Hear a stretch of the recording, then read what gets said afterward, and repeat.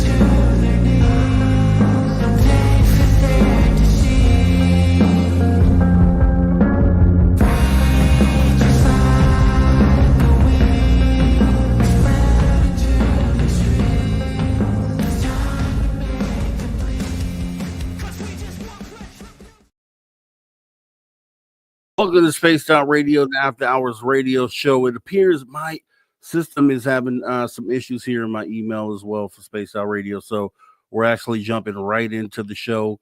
Here goes the radio portion. Let's go.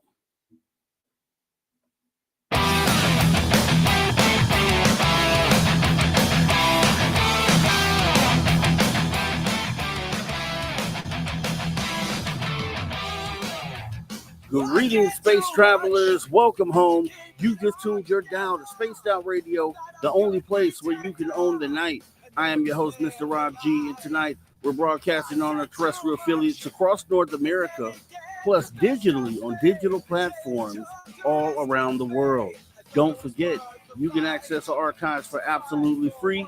YouTube.com/at Spaced Out Radio. And while you're there, please consider hitting that subscribe button.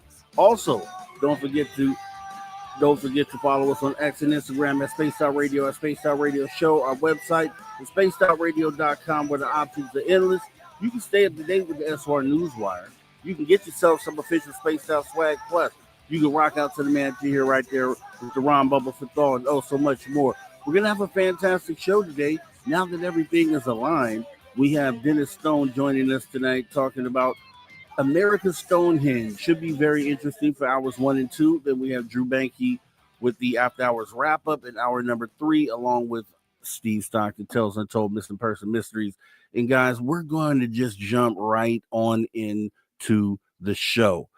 Let me go ahead and bring our guest up here for the night. We have Dennis Stone with America's Stonehenge. How are you, sir? I'm doing good, Rob. Thank you for having me on this evening. Yes.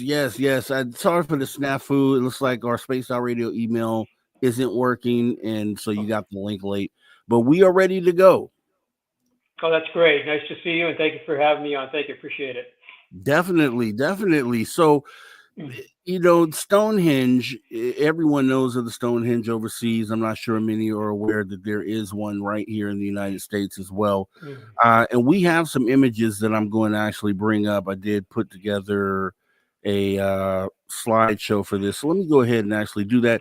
And if you wouldn't mind, while I'm doing that, kind of just talking about what even led you into the position to be running this this facility? Oh, that sounds great. Well, it's been about 70 years that the family got involved with this back in 1955, actually. So I was about 18 months old. It Wow. was my dad that didn't get involved with it. And it was because of a radio show out of Boston, one of the biggest New England radio shows. It's still on the air today. It was a show called Yankee Yarns at Alton Hall, Blackington. And it was on a Friday night, 7:30. And my dad pretty much every week listened to the show. And on this particular night, the show was all about a place we called America Stonehenge today. And my dad only lived 7 miles from where this site is located, had never heard of it. My dad had been in the Coast Guard actually in the early 50s, and he was right up near where the Vikings landed up in Lonsdale Meadow, which we visited a year and a half ago.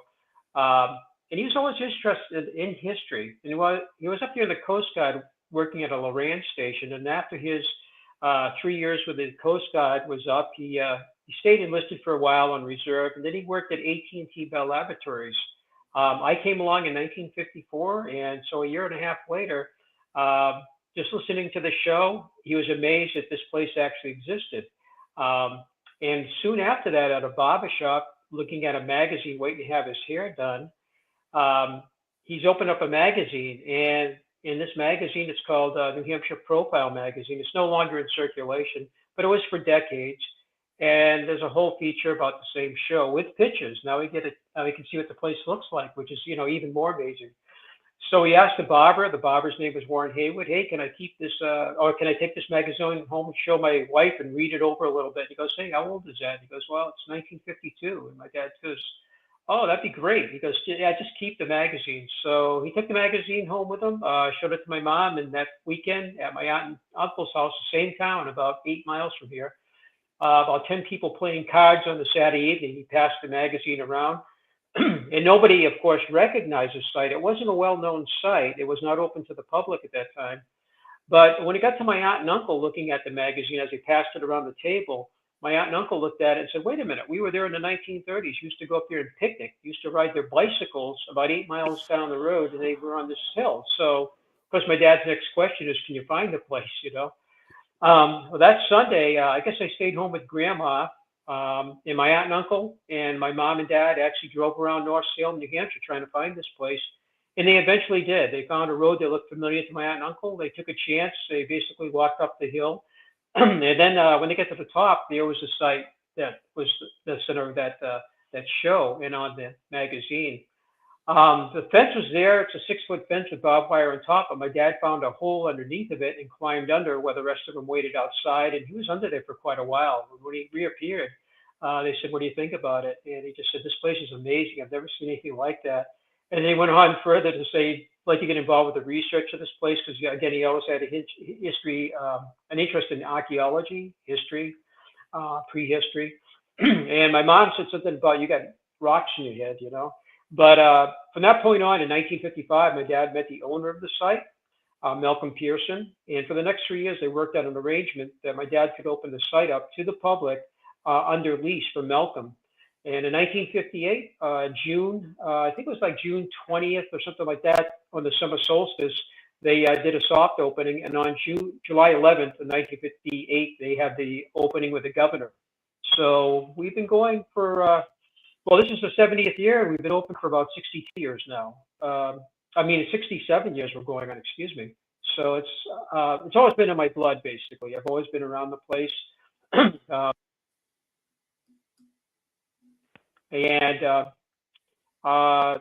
I went into a different career. I went into flying. I flew for different airlines, UPS, American Airlines. I was a captain. But I always worked at the place on my days off, and I started working there in 1968, putting bumper stickers on cars in 69. And by 1970, I was actually made a guide up there. So I'd talk to people, answer questions, that kind of thing. And while I was doing that and going to high school, then college and flying, I still worked at the place as I do today. When I retired from the airlines back in 2016, became a 7-day-a-week job for us up there, So I have a son. He's an engineer at Raytheon. He's involved with the site. And we have a granddaughter. She's 4, and she's over there quite a bit, too. So it's kind of a generational thing. That is awesome. That is amazing. Been in the family the entire time. Let me ask you this: what are some of the revelations that you've come across? Since tending it, I guess, more frequently as an adult. What are some of the bigger things that you've uncovered or found out? Yeah, that's a great question. I retired in the spring of 2016 after flying. I said I flew for about 42 years, and because so some of my colleagues said, "What are you going to do when you retire?" Because when you fly for an airline, flight attendant or pilots, there's a whole lifestyle. And I said, "Well, I have this museum. We talk about that." And I said, "I'm going to probably work there, 7 days a week instead of 3 days a week or whatever." What we started finding when I retired in the spring of 2016, when I retired, was some serpent walls. Actually, these walls seemed to look like a snake with a head, a body, and a tail. And I found my first one, I believe it was probably April of 2016.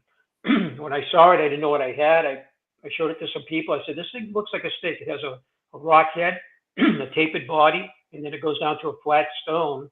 My first impression of it was looking at carefully, it's on a ridge of bedrock about 27 feet long. Was it looked like a snake? And I said, could be in my imagination. I don't know. But I showed it to a number of people. And then after that, we started looking at the walls a little more closely. We found a couple more snakes. In 2017, we went to a meeting in Groton, Connecticut, down near the Navy base. There was a New England Antiquities Research Association spring meeting. They have a spring and fall meeting. And a gentleman from North Stonington, Connecticut spoke. And I saw his book before he spoke. It was called Ceremonial Stonework. And at 270 photographs, 8,000 different structures. And I said, "Gee, this must be the whole Northeast, because we know these sites are all over the Northeast, from Canada down to Virginia." And as I looked at the book a little bit more, I realized it was just a state of Connecticut, but it was a town in North Stonington.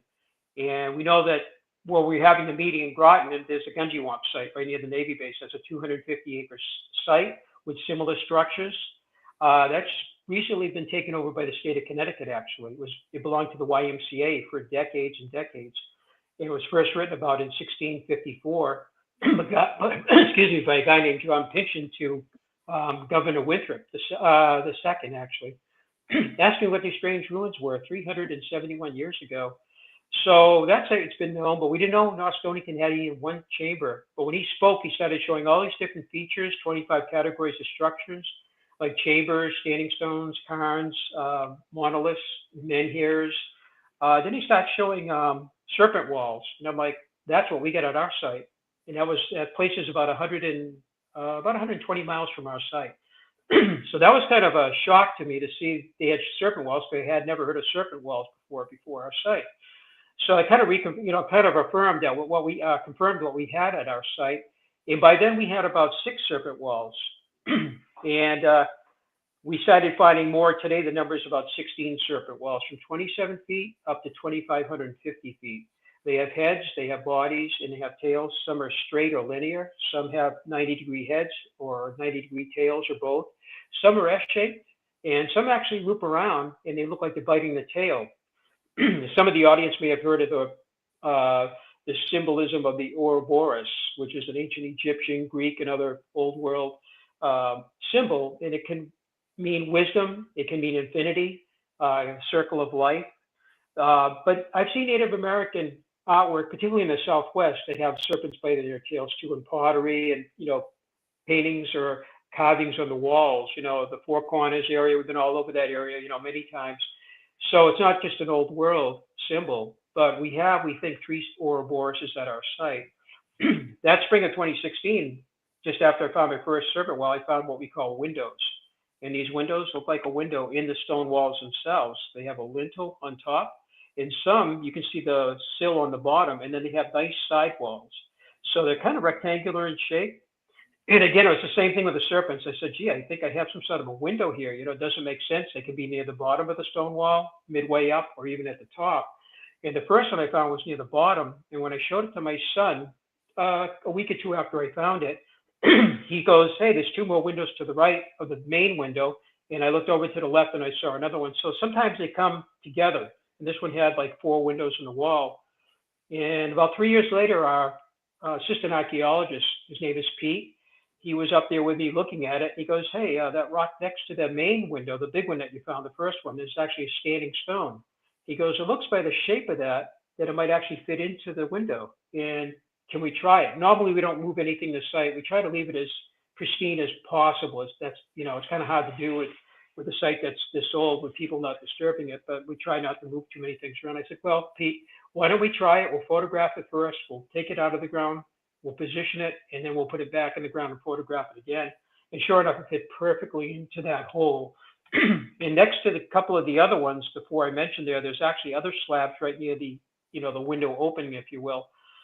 That same time, Pete and I were escorting a gentleman that was shooting for the Ancient Aliens on History. He was up there doing some B-roll on our site. He was up there all day shooting with drones, and we let him go. We got him up there. We got him orientated. Then we went down. We did some other stuff. At the end of the day, we went back up there and we helped him bring his equipment back. And as we're walking by a wall, probably about 200 feet from that wall I was just talking about, he looks down and goes, "Hey, I think you got another window there." We looked at it. It looked like the first window I ever found, the same kind of lintel shape and everything. But inside of it were these slab stones stacked horizontally. They were all loose in there. We didn't pull them out. All we did is wiggle them. What it looks like to us is Venetian blinds inside of this particular window. So we didn't know really what a window was. But I have a friend in England. She lives right by Avebury. She does podcasts. She's going to be in Egypt. She's coming over to do a 2-day event at our site. She was in Malta recently. She goes to Sedona, gets into dowsing, ancient earth energies, and all of that. And she's been on TV quite a bit. But after a podcast with her, she goes, "Hold on. After the show, I'm going to show you some pictures from England." And in Dartmoor, England, there's the same kind of thing in the wall. They call them soul holes over in England. They think that the spirits can actually flow through these holes in the walls. That's the ancient legend, the mythology, if you will. We can't talk to the builders over there, nor can we talk to the builders over here.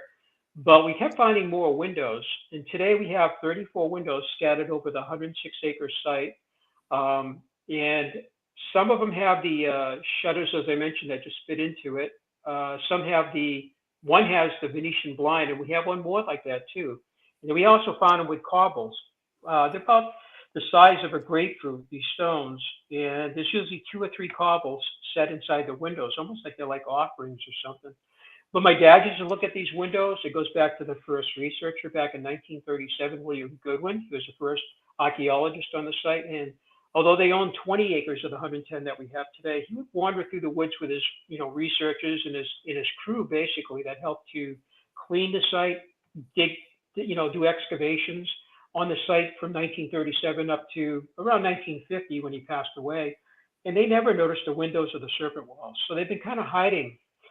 The serpent walls, by the way, today, they go from here to California. They're right by Mount Shasta. They're in a town called Weed. They have I have 110 pictures of serpent walls and chevron walls like we have, zigzag walls. They're also east of Denver. A woman spoke after this gentleman, Mark Starr, that spoke about the ceremonial stoneworks of North Stonington. And this lady spoke from Denver by Skype with the 2 male colleagues. And east of there, it's very flat below Nebraska. And she has this area. She mentioned the county, I guess, and it has standing stones. It has the same shaped walls we have at our site in North Stonington look like the letter D, as in Delta. We know we have one of those. They have them down there. That's one of the categories. And again, we don't know what the reason is for that, but they repeat themselves across from here to North Stonington and around in Colorado. Then she gets into her serpent walls, and one of the walls had the same triangular shaped head as ours. We found out that they were up in Winnipeg, Manitoba, and the lady came down last year, and she said her sister moved to New Hampshire, so she's going to come back and forth occasionally, but they drove all the way down to see her sister. And she goes, "I'm working with Parks Canada. I'm working on turtle effigies and serpent effigies." And I said, "That's wonderful." And on the way back, she kept sending pictures as they were driving back. They didn't fly. And she's got the same, not only those, but she has turtle effigies. She has some of the stonework, I think cairns or something that look very similar to what we have here in New England. They're in Alabama, they're in Kentucky. So the serpent walls are all over the Northeast. They must number in the thousands. And we have like 16 at our site, as I mentioned, and my dad died in 2009, never knowing about one of them.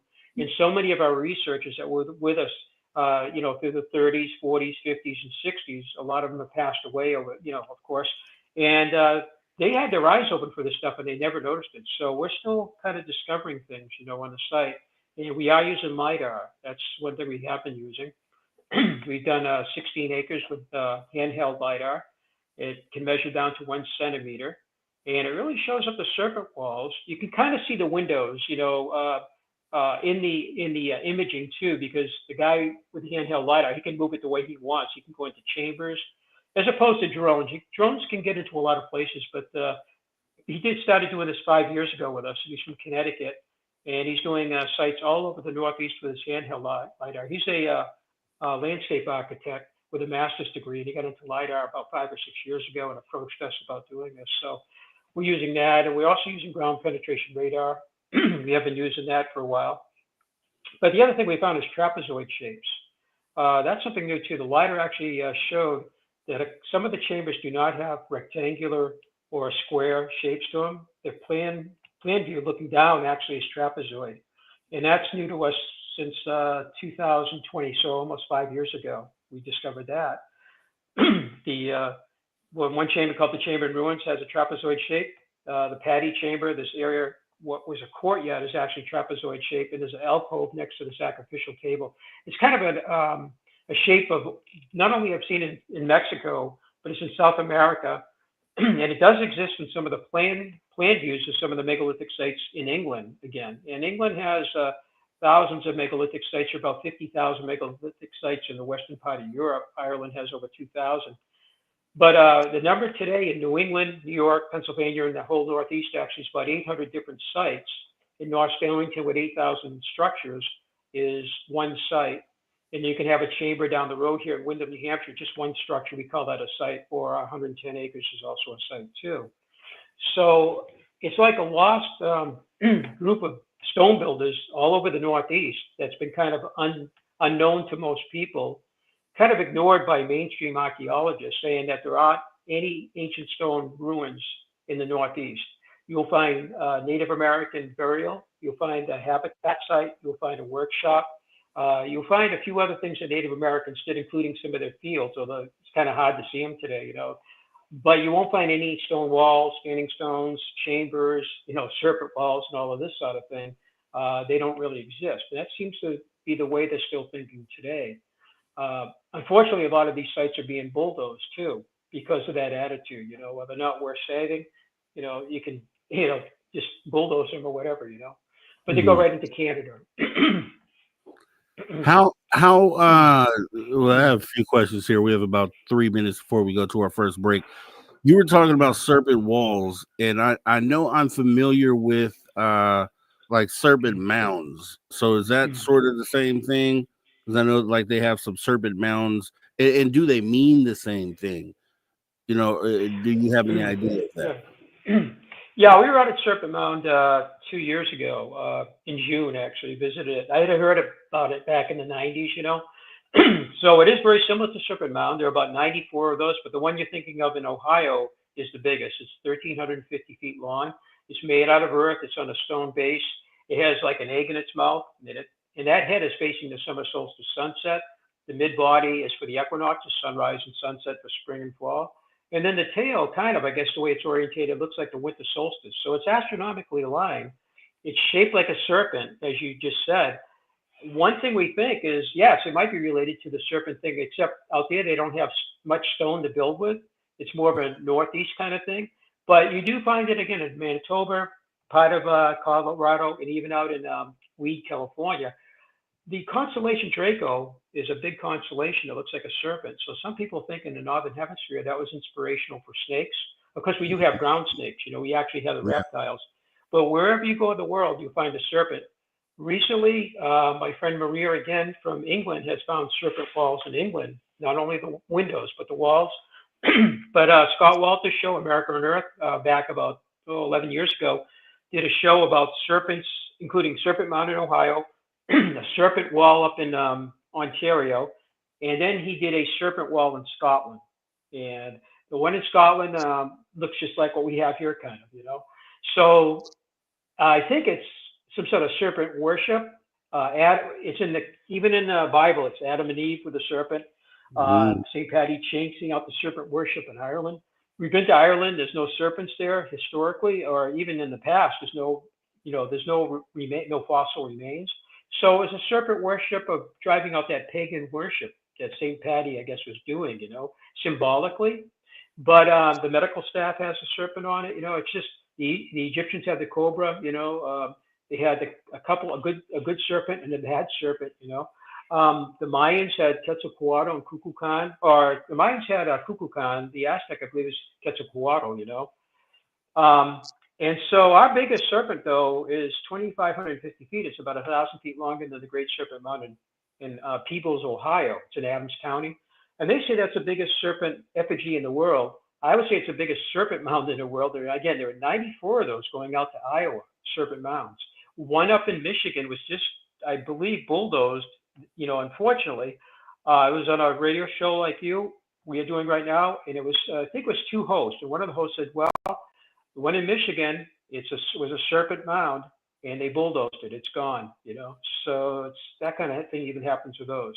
Okay, that's great. I'm glad to know that there's a connection there. We're actually running right into our first break. Right after the break, we'll be bringing up some of the imagery of the site here. So you guys make sure you don't go anywhere. It's going to be an awesome conversation with Dennis Stone of American Stonehenge. We'll be right back right after this break. Spaced Out Radio, the After Hours Radio Show. See you in just a minute.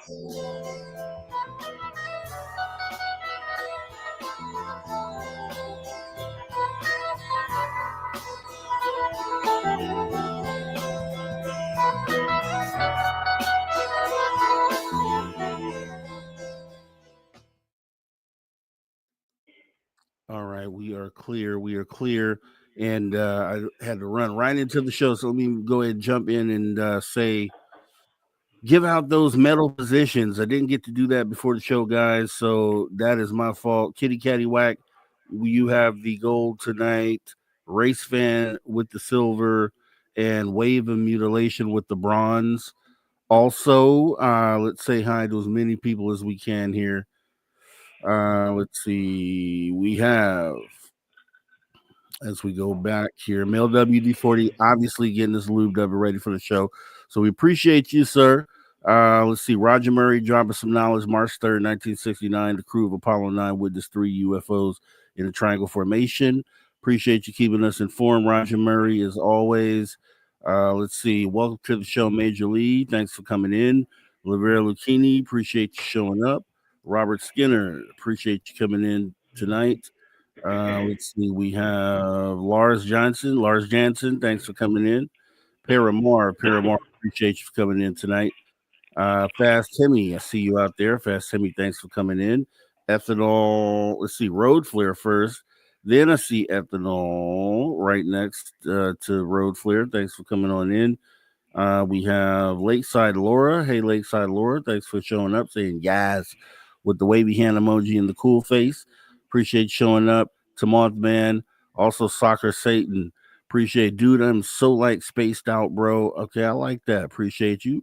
Mark Eddie, Robbie Guest needs a link. Yes, the email, and I have to apologize once again. The email that I use for Spaced Out Radio is not working right now. So everything that I thought I sent out is sitting in an outbox, still not sent. So let's see. Damian Wyatt, thanks for coming on in. Appreciate you showing up. Let's see.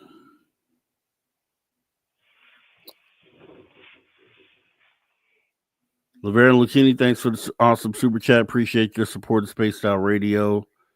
And let's see here. Misty, thanks for coming on in. Appreciate you showing up. CS, thanks for showing up tonight. Jeff Garvey, appreciate you coming in. And Joanne, hi, and Joanne, thanks for coming. Damian Wyatt, thanks for showing up. Frankie B.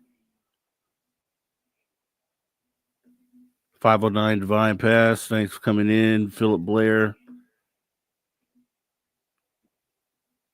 Let's see. We might be able to get through everyone. Eastwind Farms, appreciate you showing up. Miss Catherine Jones, appreciate you showing up. I never can pronounce your name. Zizu. That's all I always say. I'm probably obviously saying it wrong, but thanks for coming on in. You still haven't told me how to say it yet. Thanks for showing up tonight. Let's see who else. Walter Kokiebinski, thanks for coming on in. J True Seeker, Seeking the Truth. Jessica S, thanks for coming in. Zenzabil, thanks for showing up. Woo Riders DG, I see you in the building. Thanks for coming in. Symposium Divinorum. Symposium Divinorum. Thanks for coming on in.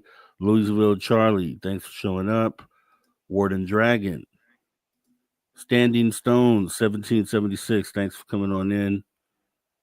And I think that is it. That is current. And we did it with the minute or so to spare. Awesome. Yeah, so Dennis, thanks for coming in, man. I really do appreciate it. We had an email mishap. I'm sitting here thinking you have the email all day, and apparently it's sitting in the outbox, not sent. And I'm just like, that is totally my fault. So I have to apologize to you for that. Oh, no problem. I know you. I was like, I know he's probably like, where is the email? And I'm like, where is my guest? And then I checked the email, and it's sitting in the outbox. Man, Margaret Oliver, late but made it. You definitely did. Appreciate you coming on in. And actually, let me bring up the what we're looking at today here, the guide. So for reference for everyone here, that is what everybody just when you hear the word Stonehenge, that's what you think of. But I have a long list of the Stonehenge, America Stonehenge here, which we can start here with this slide. And we got about 20 seconds before we come back from radio. And you may hear me kind of sort of describing what we're looking at because of the radio audience. That way they understand what we're looking at. Here we go, 5 seconds left.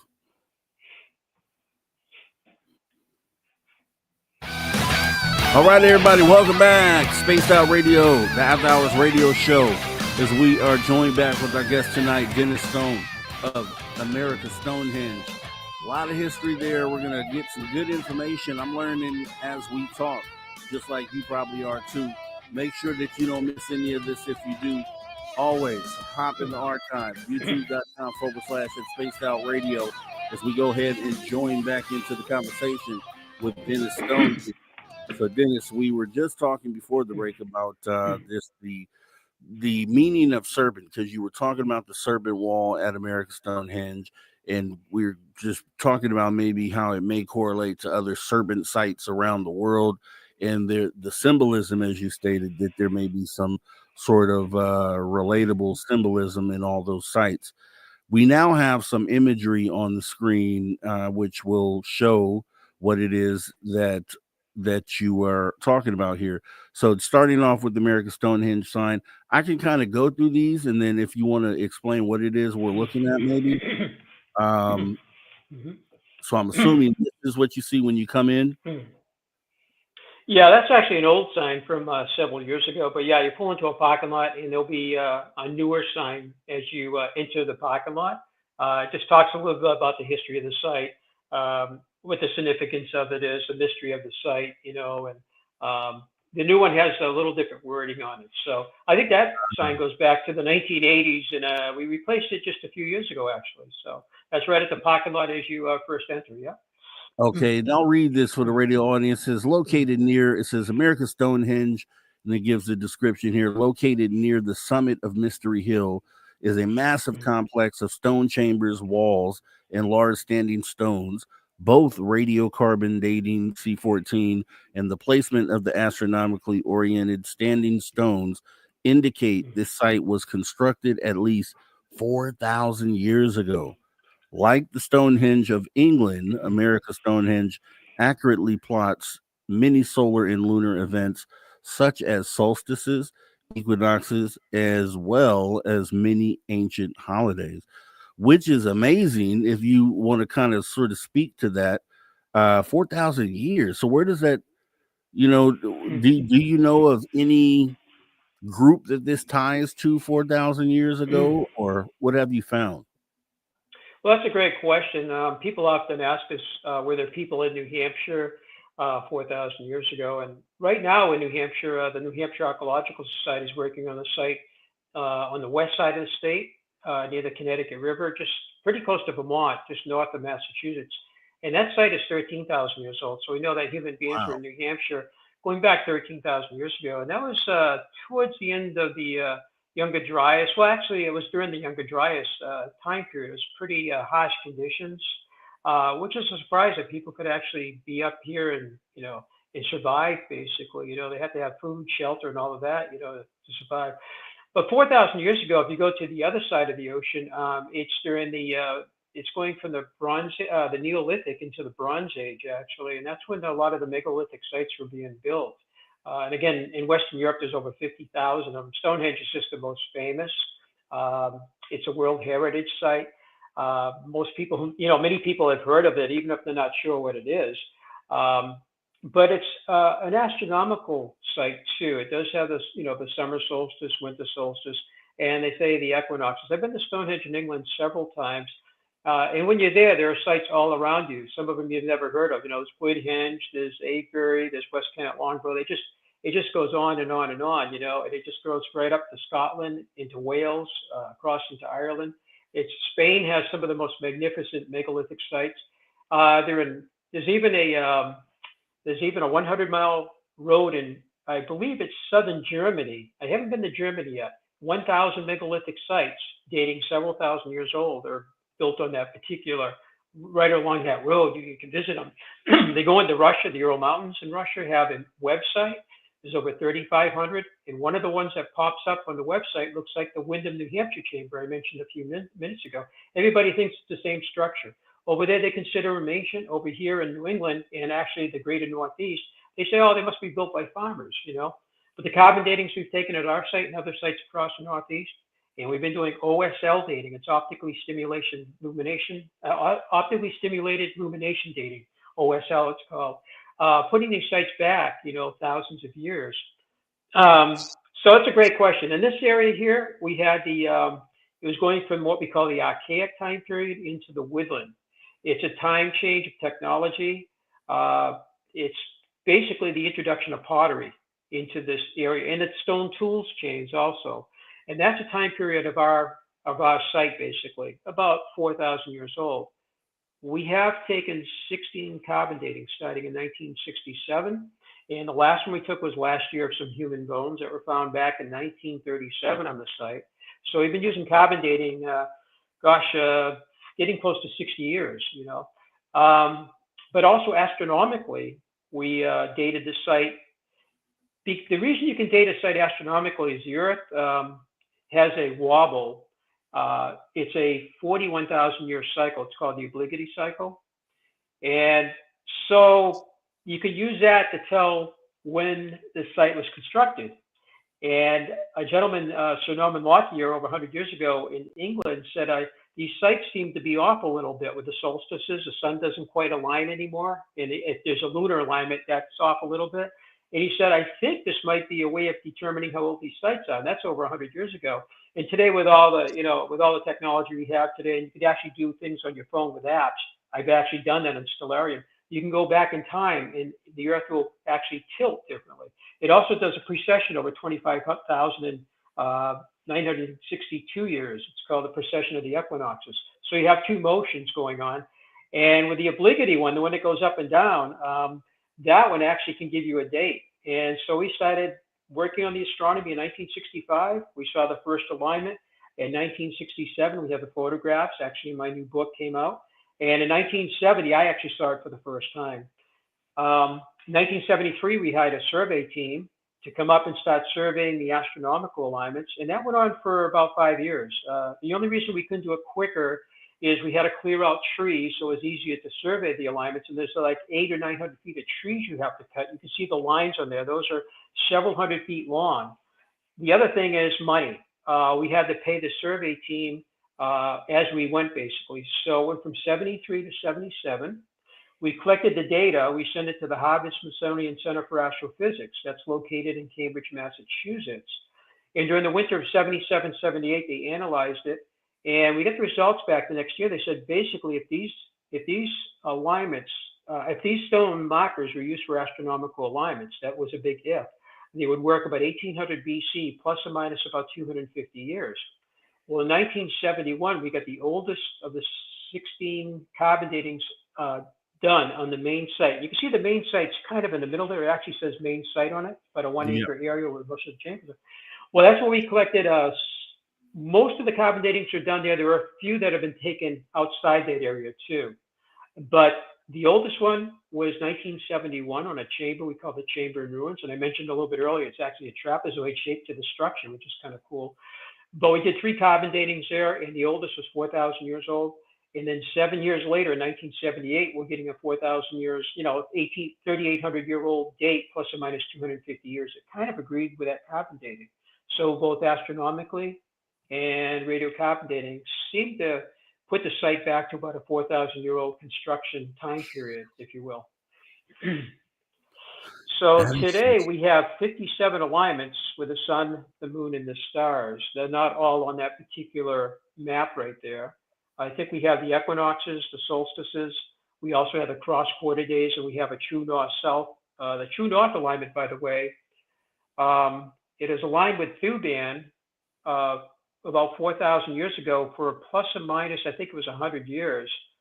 And Thuban is actually called Alpha Draconis. It's part of Draco, the constellation of the serpent. So, the Egyptians 4,500 years ago setting up the Great Pyramid with a shaft pointing at true north or at Thuban, Alpha Draconis, they were looking at that serpent up there. In the course of the night, the serpent would have been spinning around that star Draco. Today, the star is Polaris, because of the precession of the equinoxes, it slowly changes, So they would have been looking at Draco, and that would have been a special spot in the sky to see a star that just didn't wobble. It wasn't circumpolar. It just stayed in one position during the course of the evening. Everything else went around that, as the Earth turns, the heavens move. And so that was kind of a significant thing. So that might, again, been one reason that Draco was important, and thus the serpent shape, it could have been an inspiration for that. In the Southern Hemisphere, you have other constellations. So I haven't studied that Southern Hemisphere as much. I did take astronomy in college and everything, and that's always been my fascination, But so that there is about, the walls circle the main site. That's about 16 acres, the 110-acre site we have. Outside of that, there are more walls, serpent walls, windows. There's cairns out there. These are piles of rocks, which you find not only in Europe, you find them all over the Northeast. And nobody really knows the purpose of the cairns. They don't seem to be field clearings for farmers. They might be monuments of some type. And the ones, unfortunately, that have been taken apart by archaeologists and other maybe treasure seekers, they take them apart and there's nothing inside of them. So they're kind of a ceremonial monument, but not a burial place for the most part. There may be some exceptions. And they're not a place where treasure's been hidden. But some of them actually laid out almost like star charts, almost like a constellation, but we're not even sure about that. But the cairns, they go all the way out to Colorado. And some of the cairns have little chambers inside of them, small structures, like you could put a little offering inside of it, So there's cairns, there's cairn fields, and then there's linear cairns. And again, these things are not only at our site, but they're all over the Northeast. It's such a shame. These things are so widespread. Vermont is absolutely loaded with structures. Connecticut, I think, probably is also one of the top in the number of structures. Maine, on the other hand, has only a few chambers. And I think Stephen King, when he wrote Pet Sematary, he actually included one of the small chambers in it, But the Hudson Valley is Westchester, Putnam, Orange, and Dutchess County on the Hudson River. There's over 500 different structures down there. And more recently, they found the serpent walls are there too. They used to ignore them. They said, well, those must be farmers' walls out in the thicket, hard to see, in the woods. They're looking at them a little closer now, going, well, we know what farmers' walls look like. But these things can undulate with humps. They seem to have a boulder or a stacked head, like a head. And then then it can have like a pointed tail kind of thing. So they really don't look just like a wall. And some might be 30 feet long, and they're just a standard long wall that look like a snake, or they could be hundreds of feet long. So the Hudson Valley is absolutely loaded, and Ancient Aliens actually did a thing down there because that was where the UFO flap was about 1982 or 81 Mhm. in that area. So a couple of the chambers went on to Ancient Alien because of that, because it was where that big flap happened back. I think it was around 81 or 82. That the Hudson Valley thing. It was. One of my fellow captains at the airline I was working for at that time actually made it into Newsweek, I think, Time, because they interviewed him about what he saw going into LaGuardia, and I used to go in and out of there all the time, actually going back to the 70s. And I have seen some interesting things, but I didn't see what he saw. So he made the Time thing. But so that area is just loaded with structures too, just north of New York City. So if you two questions here. So the native tribes in this particular area, do they have any stories? Like, do they claim this site, or is there any ties to native tribes in the area, or is this something different, something separate from the native influence area? And then, so I have that question, Yeah. and then also, uh, have you ever had to excavate any of this as you've cared for the site? Right. Yeah, Native American, well, the ones we've talked to have said that they didn't feel as part of their ancestors. And I grew up hearing that the Native American stories, the myths, the legends were that these places were taboo places, that they weren't part of their people. There was a woman she was Iroquois from New York. Her family is from New York and the Great Lakes area, somewhere in there. Her name was Paula Underwood, and I met her a couple times. She was living in California her whole life, and she worked for IBM as a consultant. But she wrote a book of 10,000 years of her family's ancestry. Her dad actually taught it to her. She had to repeat it back two different ways, so she had the story right. But living out in California, she was not aware of these sites in the Northeast. So she wrote the book. And I think it was in the early 90s. She became aware of these sites. And all of a sudden it dawned on her, my gosh, I think that's part of what we've been talking, my ancestry, my oral tradition Mm. has talked about. And the name of the book was The Walking People. I haven't seen the book and we had a couple copies. I haven't seen it lately. So I forget the date she had it published. But as she said, it wasn't our people. It was a different, strange people. And I think she's talking about some of the sites in the New York area, basically, that's part of her oral tradition. And then there's Darren, what's his name? Daryl Jameson, Chief, what was his name? Trying to think of. He was on the Hans Holzer show 4 years ago, and he's been to our site probably 10 years ago. Then he came back for the Holzer show, but he would not go up on the site. They had to film him near the visitor center. Because the first time he came up here about 10 years ago, he had an episode. He actually said, I was near the site on top, and I had like this spell. It just kind of overtook him. He had to lay on the ground, and he felt nauseated and all this stuff. He says, "This is not my people. This is somebody else." So when Hans Holzer was for the Travel Channel, that show was on for a couple of years. They filmed him and everything. I got a nice talk. I had a nice talk with him and everything, and everything, because I have 25% Orkney Island blood, and the rest of me is Native American blood. He goes, maybe that part of me feels some sort of a connection with this place, but the rest of me does not. And so if you watch the second season of Hans Holzer, you can actually hear a Native American. He's a chief, part of the Wampanoag. He's a branch of the Wampanoag down in Massachusetts. But he says the site is not part of his family's ancestry, though. He does think he's related to Sir James Gunn. And I don't know if you ever heard about Sir Henry St. Clair coming to the New World in 1398. That whole thing is really interesting. Part of the St. Clairs, if you read the Da Vinci Code, that St. Clair family, it's a real family. Mm-hmm. And coming over here in 1398 and leaving a carving on a rock in Westford, Massachusetts, which we have the full cast in our museum, he goes, we knew that the cousin of Sir Henry St. Clair was a guy named Sir James Gunn, who actually died, we think, in Massachusetts for some cause, and they created this whole carving in the bedrock, which is still there today.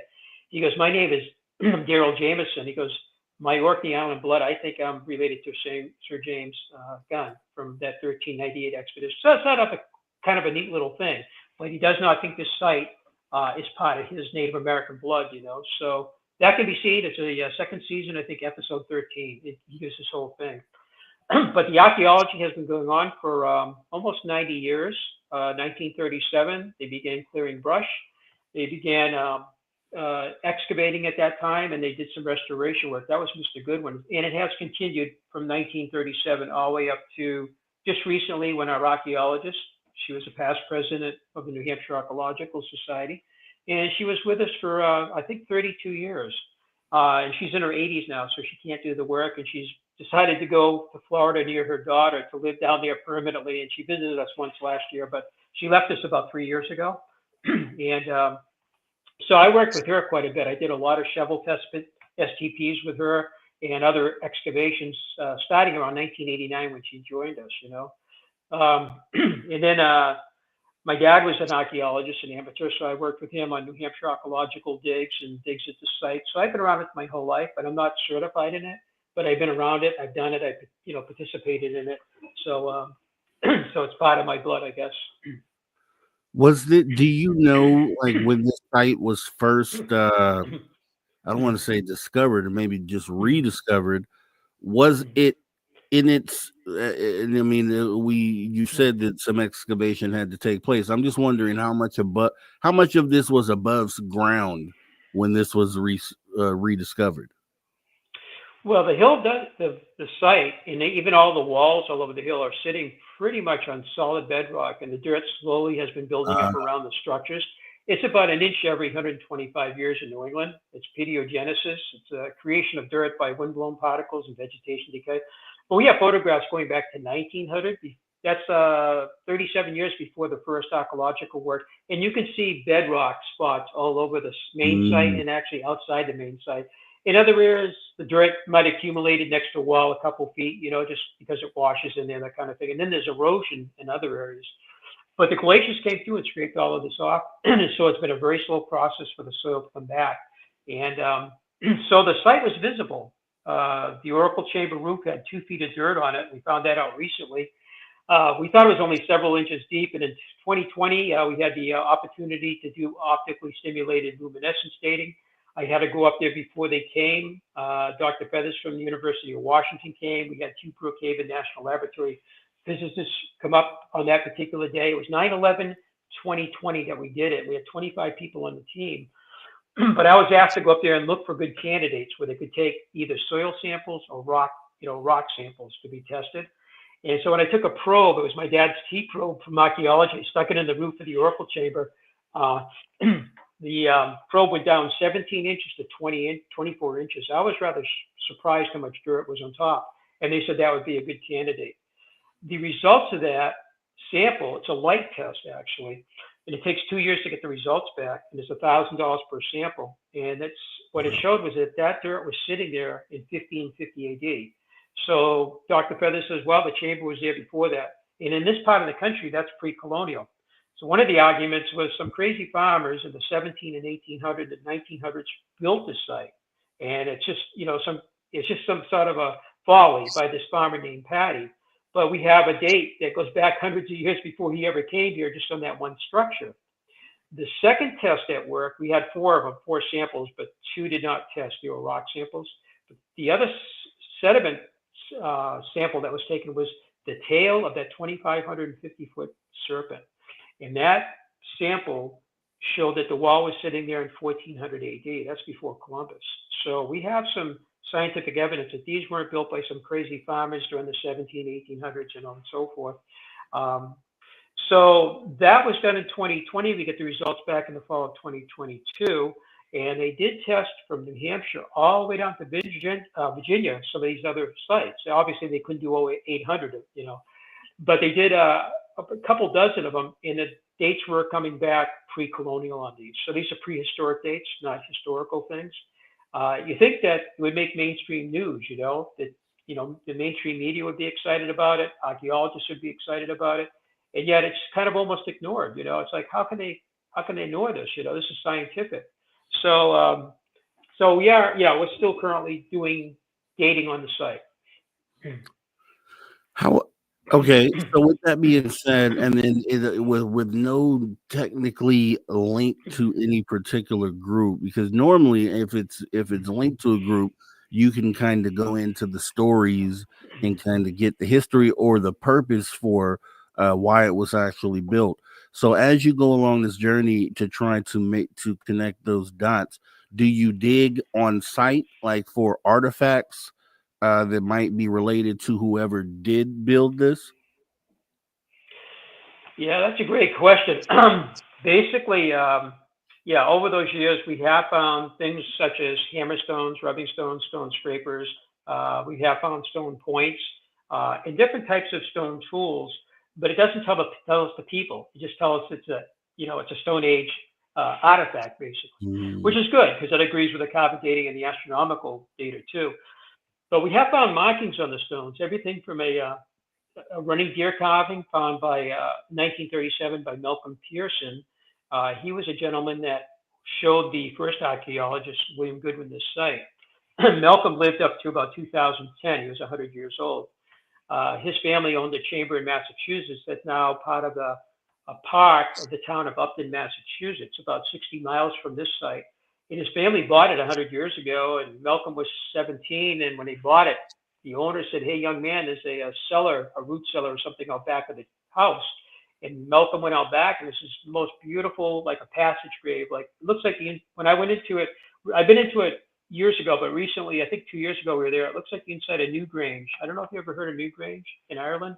It's Haven't heard of it, but let me hold you right there because we're actually going to the top of the hour break. So let's continue this on the other side, guys. Don't go anywhere. Getting interesting here with Dennis Stone, America's Stonehenge. We'll be right back after the break. You're listening to After Hours with Mr. Rob G on the only place where you can own the night. Spaced Out Radio. Spaced Out Radio. You've tuned your dial to the right frequency.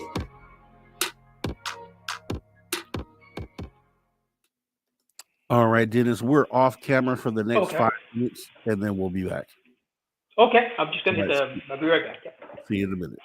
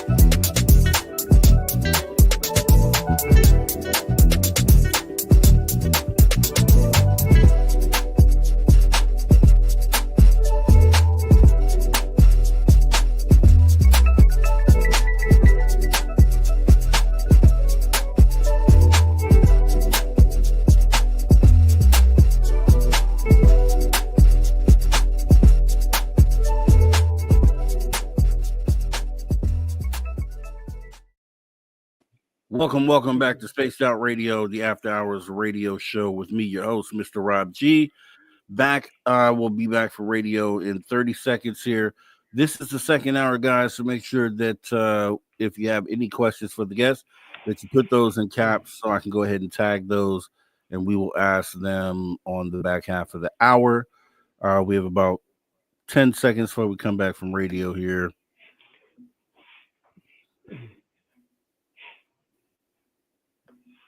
All right, 5 seconds, so let's go. Right, everybody, welcome back to Spaced Out Radio after hour number 2. We're in the second hour, back with our guest Dennis Stone from America's Stonehenge, learning some pretty interesting things about this megalithic structure sitting right here in the good old United States of America. If you've missed any of this show tonight, make sure that you hop in the archive, youtube.com/Spaced Out Radio, to catch up on what you missed as we go ahead and jump back into the conversation with Dennis. Dennis, so you were in the middle of telling the story. If you wouldn't mind going ahead and starting from the top on that. Yeah, I kind of forgot what we were talking about, actually.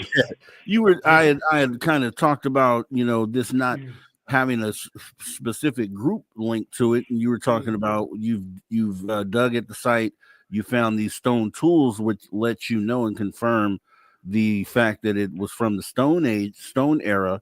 Then you were talking about you had walked through to a cellar or something like that. Someone told you. Yeah. Oh, yeah. I think that was the Upton Chamber in Mass, one of the many structures. Yes. And again, that's open to the public. They can visit it during daylight hours. It's on the old Malcolm Pearson's parents' property. It's called Heritage Park in Upton, Massachusetts. And that's been written about, I think, going back into the 1800s, But it looks like the inside of it looks very, very similar to Newgrange in Ireland. That's one of the it's like Stonehenge of England. Newgrange is amazing, and it's a winter solstice alignment. It's 300 feet in diameter. But the inside of it looks like what they call a passage grave. It looks like an igloo shape with a long entrance with a great big kind of dome-shaped roof. And that's what looks like on both sides of the ocean. And it's called corbelling. Corbelling is actually kind of a bending of the ceiling. It's like an inverted staircase. It's an old technique for bridging a ceiling, if you will. It goes back thousands of years, because Newgrange goes back about 5,000 years, like Stonehenge does. Actually, might go back a little bit earlier than that. And I've been to Ireland. I've been over there, and that has over 2,000 megalithic sites. My dad and I spent about 10 days. We only saw a small fraction of the megalithic sites in Ireland. But the Upton Chamber looks very much like that. And its purpose is not known, but it is aligned with the equinoxes, and it's also aligned with the Pleiades. So that has an astronomical alignment with it. But Newgrange in Ireland, they have a lottery, and if you're lucky enough to be chosen, you can go there for the winter solstice sunrise and go into the 65-foot tunnel, and in the back of it's cruciform shape, and it has these great big stone bowls. I'm going back 40 years ago when I was there. But if you turn around and look, you'll see the actual sunrise through that whole tunnel, and there's actually a window at the end of it that the sun actually goes through, and it's above the entrance. So you walk in, and above you is a window, kind of like what we have in our stone walls, but it's built into the chamber. And again, that structure is over 300 feet in diameter, and there are two more near it called Knowth and Delt. They're very similar. And on the Boyne Valley, just north of Dublin, is where they're located, and there's over 200 megalithic sites just along that valley area. And they look so much like what we have here. They have cairns, standing stones, monoliths. They have chambers, of course. So the sites all over the Northeast do have a very strong resemblance to the megalithic sites. I will say over the years, we keep learning where they're located in other parts of the world. They're in South America. They're in South Africa. They're also in India and China. And both those countries do have a pretty good website showing some of the megalithic stonework there too, as does the Ural Mountains in Russia. But they're also in Australia. And that one I learned about 10 years ago. And we get people visiting us from Australia and New Zealand and so forth. And some have heard of the Aussie Stonehenge and some have not. So I don't know how well they're publicizing the Aussie Stonehenge, but it's more than one complex in Australia too that's built out of stone. And it goes back into the prehistoric, probably 3 or 4 or 5,000 years old. And the latest is New Zealand. And about 10 years ago, I was doing a radio show just like we're doing right now in the middle of the night out of New Zealand. And the host never mentioned that his country had megalithic sites. But so they're on 6 continents out of the 7. The Antarctic, people claim there's things down there too, but I haven't seen the actual pictures of them or anything like that. But at least 6 of the 7 continents do have megalithic type sites, including our site, and again all over the Northeast from Canada, Ontario, Quebec, all the way down to at least to Virginia, and there are some serpent walls in Kentucky too. So it's a little more widespread than that. Looking at the image we have on the screen, which has a bunch of like stacked stones in the background, creating walls, and seems like a structure in the far back. In this little sloping, hilly area in the forefront of the picture, with the markings, is this any sort of significant area right here? Yeah, that's the middle of the main site. That's an area called the Plaza area. It's surrounded by a couple of chambers, and you're right. In the background is there is part of a structure. It was damaged and repaired back in the 1930s by Mr. Goodwin, and we have the photographs before he did it, so we know what it looked like before he did some restoration work. And then in the 1980s, that stone you see on the right, and there's a building beyond it, that's the Astronomical Center. But that rock on the right was restood. It was standing in Goodwin's time, and then sometime in the 1940s, it fell over. We don't know if it was vandalism or whether it just fell over by itself. And the stone is granite. It weighs about 163 pounds per cubic foot. So that stone right there probably weighs, a ton or a ton and a half, that one that you can see standing there. It's called an orthostat. Any big slab that stood on its side, and we have many of these on the site, are called orthostats. If you look to the left of that stone, you'll see another one kind of hiding almost on the left. And that is a chamber there, and you can't see the rest of it that goes to the left. That chamber goes true east and west, and it has a very, very strong resemblance to what they call galley or gallery graves. They're found in France, which I've seen. They're in northwestern Ireland. And in Holland, they call them the Giant's Bed. And they're called the Hoedenbidden, Giant's Bed. And they always, in all those countries in here, always are orientated true east and west out of true north, and they're used as burial graves. When Mr. Goodwin cleaned out the inside of that chamber, you can just see a little bit on the left of it. He took the dirt out of it in the 1930s. They did not do chemical testing, analysis, or anything like that to determine whether there's chemicals that could be from a body that was placed there. That's the problem. The technology 90 years ago is not what it is today. He used the best methodology and the best science he could, but that stuff was not available. And there's a chamber you can't see. It's out of sight to the left. It's called the V, shaped like the letter V, as in Victor. But it looks just like and again, back in Ireland, the wedge tombs of Ireland. And they're kind of wedge-shaped. Some have a flat back wall, others are V. And we saw those. My dad and I saw a couple of them. There are many of them. We just saw a few of them. And they always orientated southwest, just like our V hut is. It's the only structure on the site that's facing southwest. Everything else is north, south, east, and west orientation out of true north. The white paint you see there, we mark anything that's man-made, whether it's recent, say in the 1800s when the Paddy family were there and some damage was done by quarrymen actually removing part of the site. They were actually taking some of the rocks away, and they were splitting them using a technique called the plug and feather. But that drain, what you see there, the parallel lines, is part of a carved drain through the bedrock. And it doesn't look very big there, but it actually stretches for probably about 15 feet towards you. It's kind of hard to see the paint there, I think. And then it goes into an underground stone drain, and it just takes care of all the rainwater and the snow melt each year. We have drains like that all over the main site. Some go 75 feet underground, and they just were engineered into the site. Although the site may have grown kind of organically over time, they say. That's a couple of our researchers have said that. They did planning there because these underground, the part you can't see that goes underground, are built into the chambers, and every time the snow or we have heavy rain, even today, they still work. The water runs through the drains, and then it goes into these underground drains. And some of the drains are big enough for a little kid to climb in, even though I wouldn't recommend that, So they get stuck in there. I don't have to go try to fish them out. But a complete network of storm drains. So the site was well thought out before they built.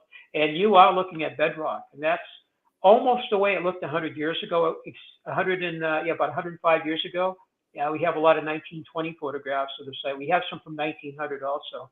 And there was a little more debris on the site at the time, and there's certainly a lot more brush growing there. So if you're looking at chamber with that stone with a platform, a lot of that had like all sorts of brush growing all over it, that kind of low brush, several feet tall. It was like a little jungle in there, So that's one thing Goodwin had to do, is clean out all the thicket, the brush, and then they could start to see that. It's just like if you look at Mayan ruins that they haven't touched, you know, in Guatemala, Mexico, Belize, or whatever.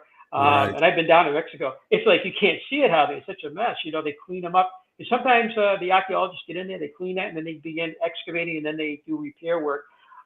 Today, it's not so much restoring as much as preventative maintenance, you know, to take care of it. Even the national parks were out recently out west, and they said they're not doing rebuilding. What they do is they do preventative maintenance. They're not taking walls and building all things up. They're just taking care of them now, you know, because they try to leave them as much as they can the way they are, you know. Yeah, and you're right about that. We actually had a guest yesterday. I don't know if you know them, Jared and Christy with ArchaeoX, and they were. Oh, they've been to our site. Yeah, he's been to our site, Jared, many times. Yeah. Okay. Yeah.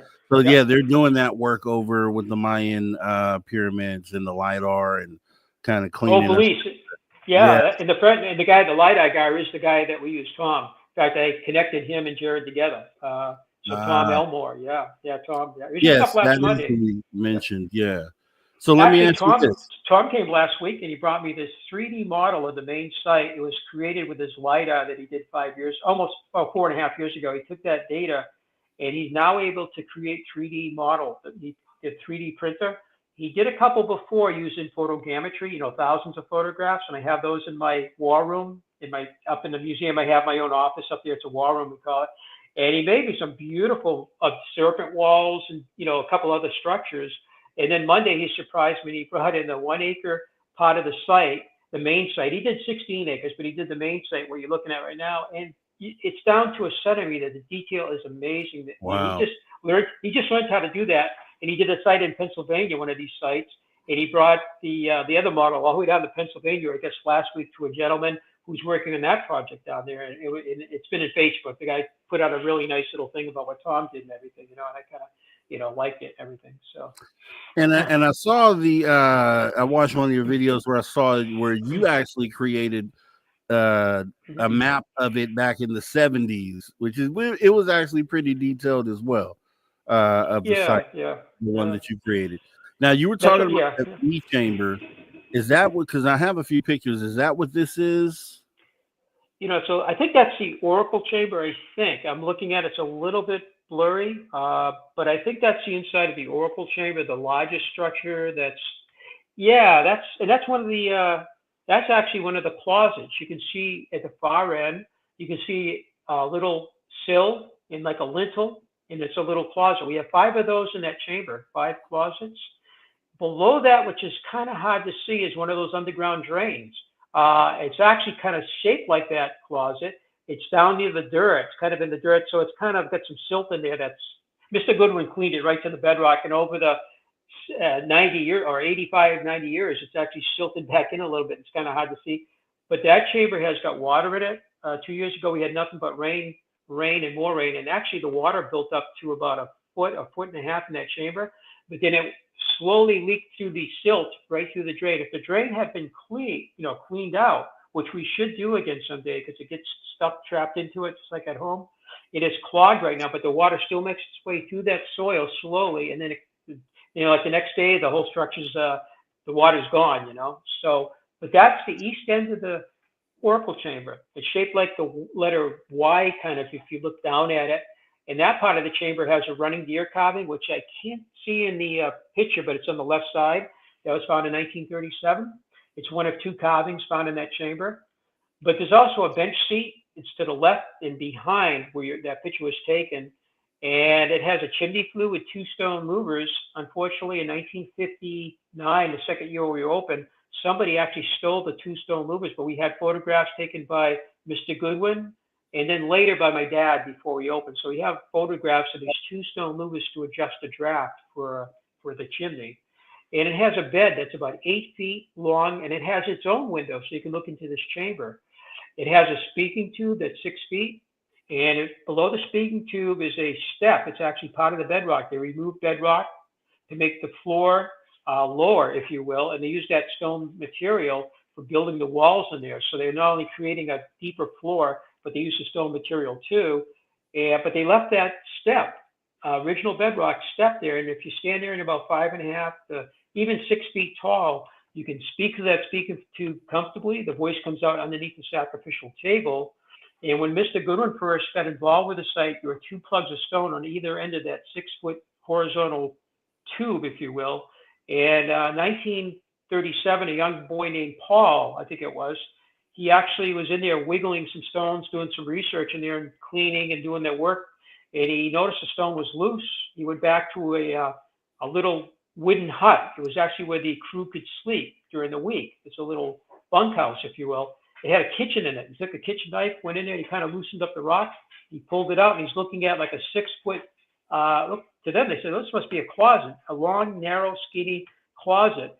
The next year, as they were digging around the sacrificial table, removing almost 3 feet of dirt, they found it was sitting on 4 legs. And when they got to that part of the wall, they noticed this block of stone in the wall. It just looked peculiar. And they remembered the tubes there. So they wiggled the rock, it came out, and now we have this horizontal tube. And the thought is that somebody can speak through there. The end of the tube is actually flared like a trumpet or clarinet, and the sound comes out under the table, kind of like the Wizard of Oz. And if people were watching the ceremony on that slab, we call the sacrificial table, they would stand above it, look down, see a ceremony, and they would hear this voice coming out. I've been to to Delphi in Greece. We were there for our honeymoon, and they had the Oracle of Delphi, which is kind of interesting. That was pretty cool. And we went to Malta, and I asked the guide in Malta. We went to a couple of the islands, I think 2 of the islands there, and one of them had Gozo and all that. I forget all the different structures we saw, but they had these holes in the wall. And I said, what would they be used for? And they said, those were oracles. Somebody would speak through them to the people on the other side, giving prophecy or whatever. So I said, we have something like that back in New Hampshire, and I kind of described it. They thought that was pretty cool.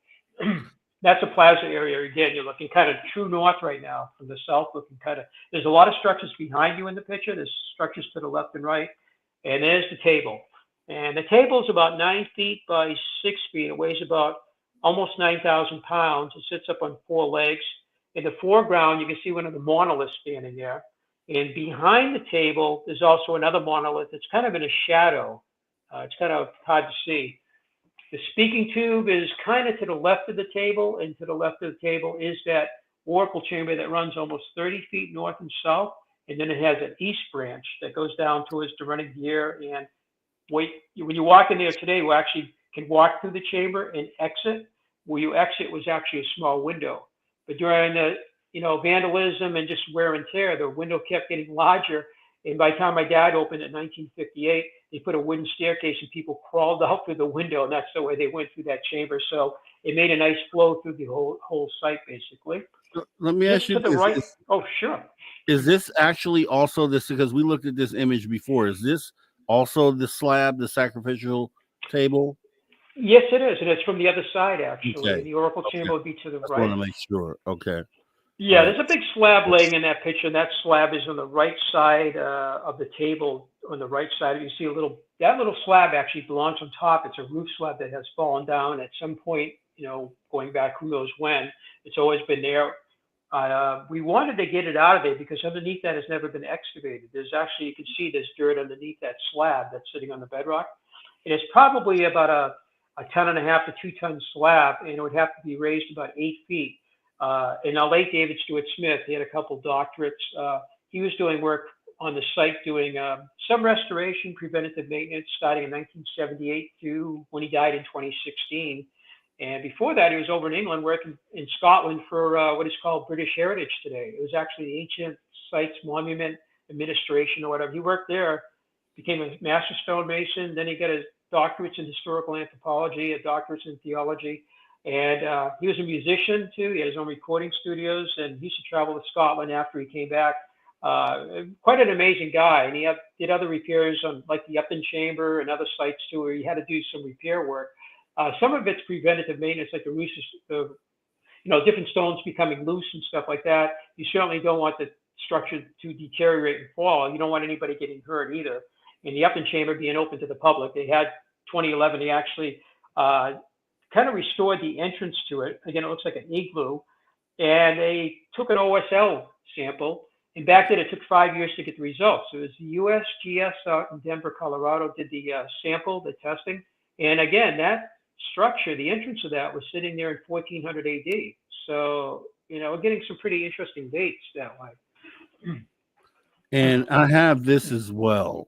Yeah, that's part. Yeah, the plaza's to the right that you were just looking at. So you're kind of scanning towards the west right now, and you can see a small little structure. A lot of work went into it. Not much space underneath it. The one right in the middle there. It does face the rising sun to the east. I can only imagine that thing was used for some sort of ceremonial purposes because it has no function for anything that we can tell, and only the top of that's been repaired by Mr. Goodwin. The rest of it, I would say, just the top 2 tiers of stone, some of those were falling off of it, of course, which would happen from vandalism and time, and we have earthquakes and stuff. The one on the left is called the pulpit. You only see in a small part of it, and if you look down to the bedrock, you can see a hole. That's part of another underground drainage system right there coming towards you. The water draining down there, and then it meets up with that other drain, which is in the right side of the picture in the lower right. You barely see the white paint. They both come together, and then they go underground, actually, to the left side of the picture, out of sight. On the bottom left is another one of these drains that drains, several feet or a dozen feet, and then the water just goes down the hill from there. So, there's a chamber on the right, hard to see too. But for the radio, just so you guys picture, these do to me look like igloos. They're like square-shaped sort of igloo structures made of stacked rock, which is actually pretty awesome. And to think that it's been sitting there all this time, that's the other part of it. I also have this here. That's a good picture. Yeah, that's a break. That's the Oracle Chamber. You're standing kind of close to the entrance where you come in, and you're looking to the north, actually. And you're looking probably there close to 27 feet to the end of it. And if you look at the end, you'll see like the stone near the roof is kind of lit up. That's because that's where the chimney flue is. And again, it used to have 2 stone louvers up there that could actually twist. And they were there till, I think, 59. Somebody stole them. We've never seen them since. The Oracle tube is out of sight, but it's on the left wall. Below that, again, out of sight, is that 8-foot bed. And to the right is where you enter the east part of the chamber, and there's actually a bench seat there carved into the bedrock that about 3 or 4 people could sit. And then if you're sitting there, you're looking into this most beautiful closet, if you will, or niche. Again, we think the site was a ceremonial site, not a place where people live. This is not like a regular home. But if people came here for ceremonies, an astronomical alignment like the solstice, winter or summer, spring and fall, or cross quarter day, which would be November 1st, August 1st, February 1st, and May 1st. Some of those days we still celebrate today, like Halloween or the day after All Saints Day, November. Maybe they came up here and had a ceremony on the table. There may have been somebody in here speaking to the people for the speaking tube. And maybe a priest or shaman could have stayed in the structure just during those time periods. Because I don't think you really want to live in that thing permanently. Although it's pretty big, it's just not comfortable. I would live in a hide or wood building, that'd be much more comfortable to live in. But for ceremonial purposes, yes, there's a bed there. Somebody can come up here, have a vision quest, that kind of thing. And maybe you were the person that was speaking to the speaking tube, Let me ask you, is this, and we have about a minute left for a break. Is this standing room right here that we're looking at, or is you crouching in this area? And then about how long is it to the wall? Yeah, so the wall's about almost just under 30 feet, like 27.5 feet from about where you're standing. And there's more of the structure behind you in this picture. And the ceiling, Scott Walters is 6'3", and he can stand upright and walk through that with no problem. Wow. You get Brad. I don't know if you know Brad Olson. He's he's on TV quite a bit. Oh, you know Brad? Yeah. Well, yeah, he's been there, and I think he'd have to bend his head over. I think he's 6'8", so he might have to bend his head over a little bit. Scott Walters, he's okay. He can walk in there, So, it's unless you're that tall like Brad, you'd have no problem walking in that chamber at all. So. Okay. This is awesome. We're actually going right into our final break right here. So we'll hold right there with our guest, Dennis Stone.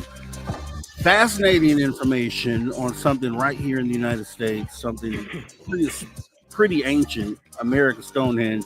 We'll be showing more images, talking about the site, and answering your questions after the break. Make sure you don't go anywhere. Right here, Spaced Out Radio, the After Hours Radio Show with me, the host, Mr. Rob G. See you back here in a moment.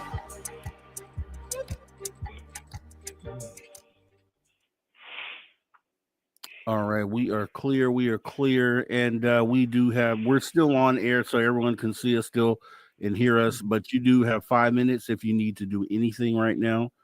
You can run Okay, off. thank you. Thank you, Yep. Rob.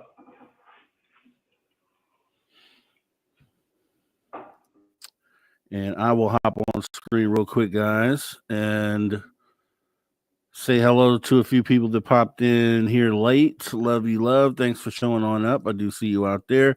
Jerry Carter, thanks for coming on in here. Para Marv, thank you for promoting Dennis Stone's page here in the website for America Stonehenge. I wish I was close enough to get there. I mean, when I get to the East Coast, I'll have to take a trip and see. Always fascinating seeing, things from before modern time.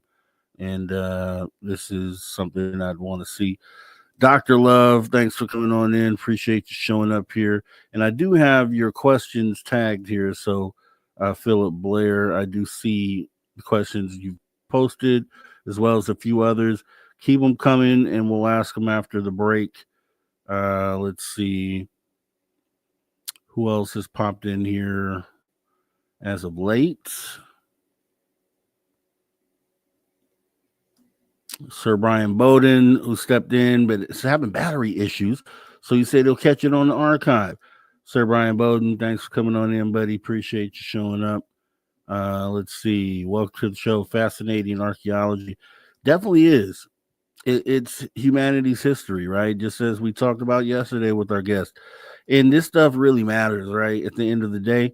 When you think about aliens, which is what we normally talk about, and the whole phenomena as it is, this all ties back to what we talked about, consciousness and humanity's history, what we've done here so far on Earth, whether we got here from aliens or however we got here, kind of marrying our history into our future, right? Once we get disclosure and figure out that whole part of it, and then we can kind of marry these two things together. And definitely, I can tell everyone is interested in what we're doing here, which is awesome, guys. Make sure we share this and also take a moment, since we have a couple of minutes left within this break, if you wouldn't mind, stop taking a moment to hit the like button. Let's get those likes up, right? Let's make sure the algorithm knows that this is a show that people out there need to see. So when they come in on Team Replay or jump into the archives, they can make sure that they get the enrichment that's being offered here today in today's show. I saw you earlier, and Joanne saying good on Robbie G, and then I saw Kevin Kennedy come right back and says, it has been said Rob G does have one good eye. The other one, I don't know. LOL, Kevin Kennedy. LOL. Let's see, who else has come up in here? Susan. Hey, Susan. Thanks for showing on up. Let's see, who else? No, there was at least another name that I saw during the last half hour.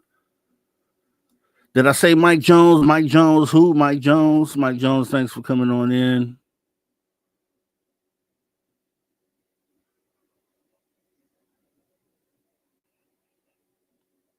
And I think that is probably it. Tartar sauce. I don't remember saying tartar sauce. Awesome name, Tartar Sauce. Appreciate you coming on in. And also for anyone who is coming here for the first time, if this is your first time over at Space Out Radio, we do this show. This is the After Hours radio show, which you're catching tonight. We're here Saturdays and Sundays from 8 p.m. Pacific until 11 p.m. Pacific. Awesome content, conversations that move the needle. Then you hop in the week. You got Monday through Friday, Dave Scott, conductor of the Woo Train, Monday through Friday, 9 p.m. Pacific until midnight. And then you got Element 115 on Fridays, 8 p.m. Pacific till 9 p.m. And we have a new show coming. I don't even know what the name of it is. I think it's going to start on Sundays during the day, like noonish is what I'm hearing. So 7 days a week, you can find just a plethora of content right here on Spaced Out Radio. Always something for you to get engaged with and involved with. So we'd love to see you back. Please hit that subscribe and the like button. We'd appreciate it. As we get ready to bring our guests right back up in here and get back into the conversation. We got about 30 seconds. Let me go ahead and bring them back up on stage with us. We got you back, Dennis, and we have 20 seconds before we come back here. And Thirsty, I do see you. Thirsty, I know I didn't say thirsty at all. Thirsty, thanks for coming on in. Appreciate you for showing up here tonight. 10 seconds left. 8, 7, 6, 5 seconds left. Here we go. All right, everybody, welcome back. Spaced Out Radio after hour number 2. Back half of the second hour already. Show is going so fast tonight. Awesome conversation so far with our guest, Dennis Stone from America's Stonehenge. An awesome place if you're in the area, if you're in the northeastern part of the United States. I recommend going to check this out. A lot of history there. We'll be talking about some more of that and answering your questions in this half hour on the After Hours Radio Show as we get back into the conversation. And we were actually looking at the picture here. Let me go and bring this back up because I know I had this here. So this is one of the stones. So what is this stone? Right, that's one of the astronomical alignment monoliths. It's actually, it looks like the winter solstice sunset monolith that we opened up in 1965. And we got the first photographs of the sun sitting on that in 67. And then, like I mentioned, in 1970, I was there to actually witness it for myself. So every year we open special for these events, equinoxes, the solstices, and some of the cross-quarter days too. We stay open early and late for some of that so people can actually watch. But it's one of 57 alignments that we know of today astronomically, sun, moon, and stars. And by the way, the 1978 report by the Harvard-Smithsonian Institute for Astronomical the Center in Cambridge, Massachusetts, basically said we had 24 star alignments. From that survey data, they were able to determine that. And we knew we had the true north alignment with Polaris or with Dubin, as I mentioned, but they found 23 other alignments with stars, which were worked on by a Penn State astronomer, archaeoastronomer, actually back from 1997 until his untimely death in 2001. He died from a heart attack suddenly, just right out of retirement. He had been teaching from 64 all the way up to about 1999 or so when he retired. And he kind of went full time with us, although he would drive all the way up from Penn State all the time to do his research.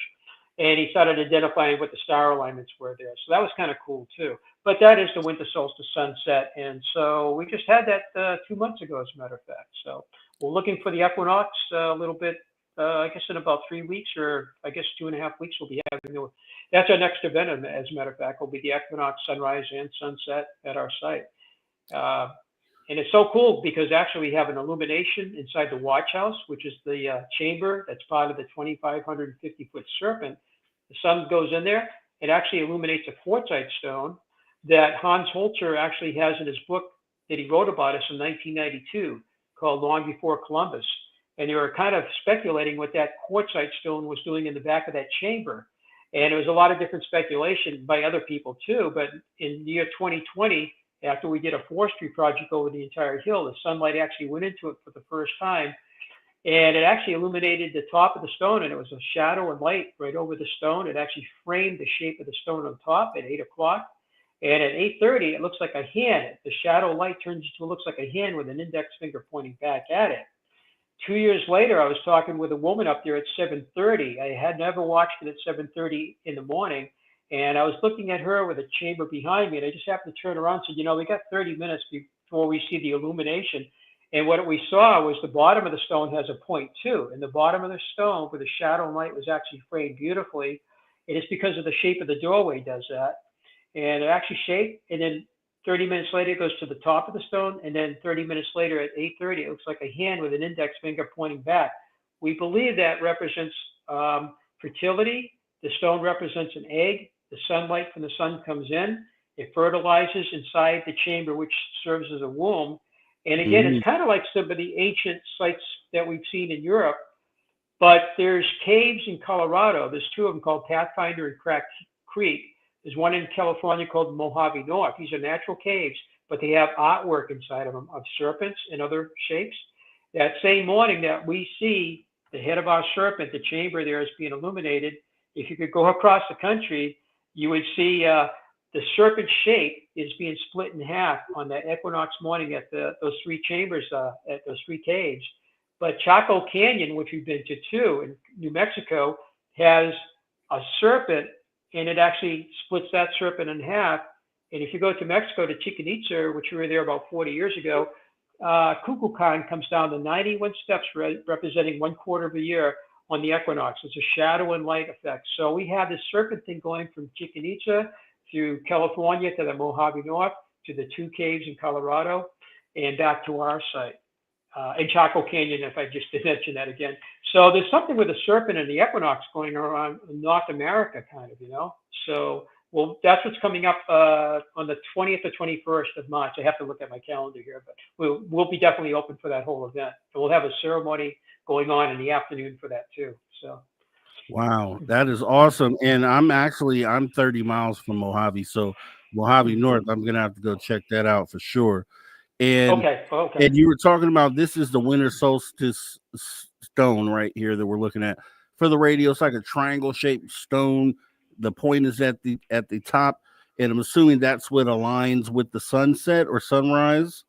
Yeah, that was the sunset. And actually you have some really, you have to have 2 points to have an alignment, a foresight and a backside. And there's actually that's actually a real photograph.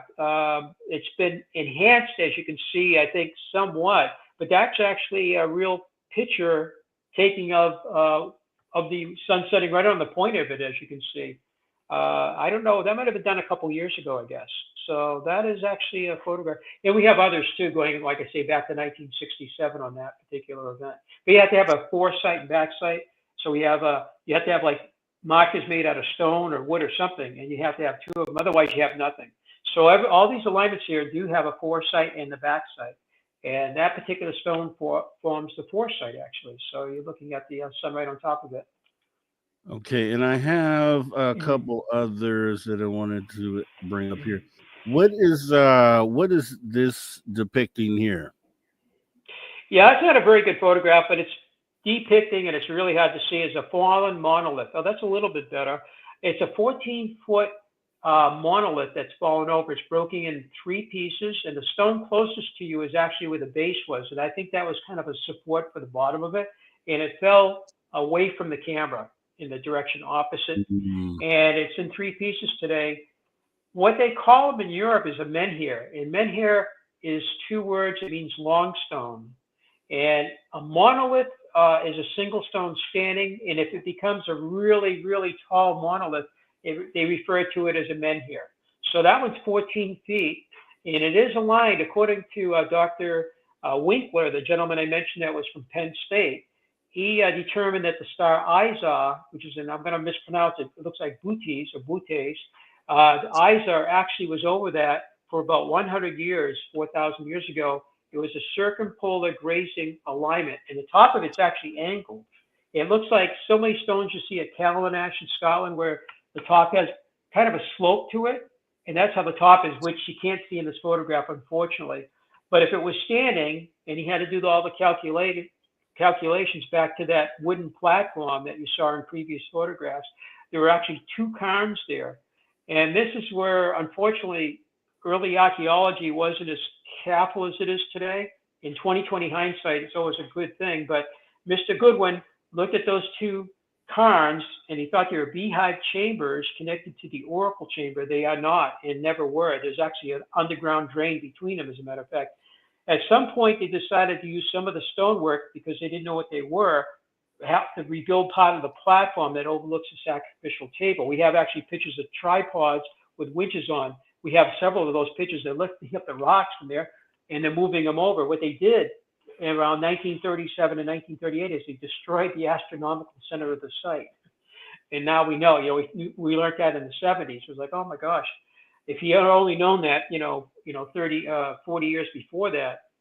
So anyway, that from that platform to that stone, if it was standing, the star Izar would actually graze the top of it during the course of an evening about 4,000 years ago. And then due to the precession of the equinoxes, as the Earth axis points away from Thuban and starts pointing in a different direction, it's no longer a circumpolar grazing. It actually would be a star, I believe, that would be just rising and setting, just a rising and setting star, not a star that just grazes the horizon over the top of that stone there.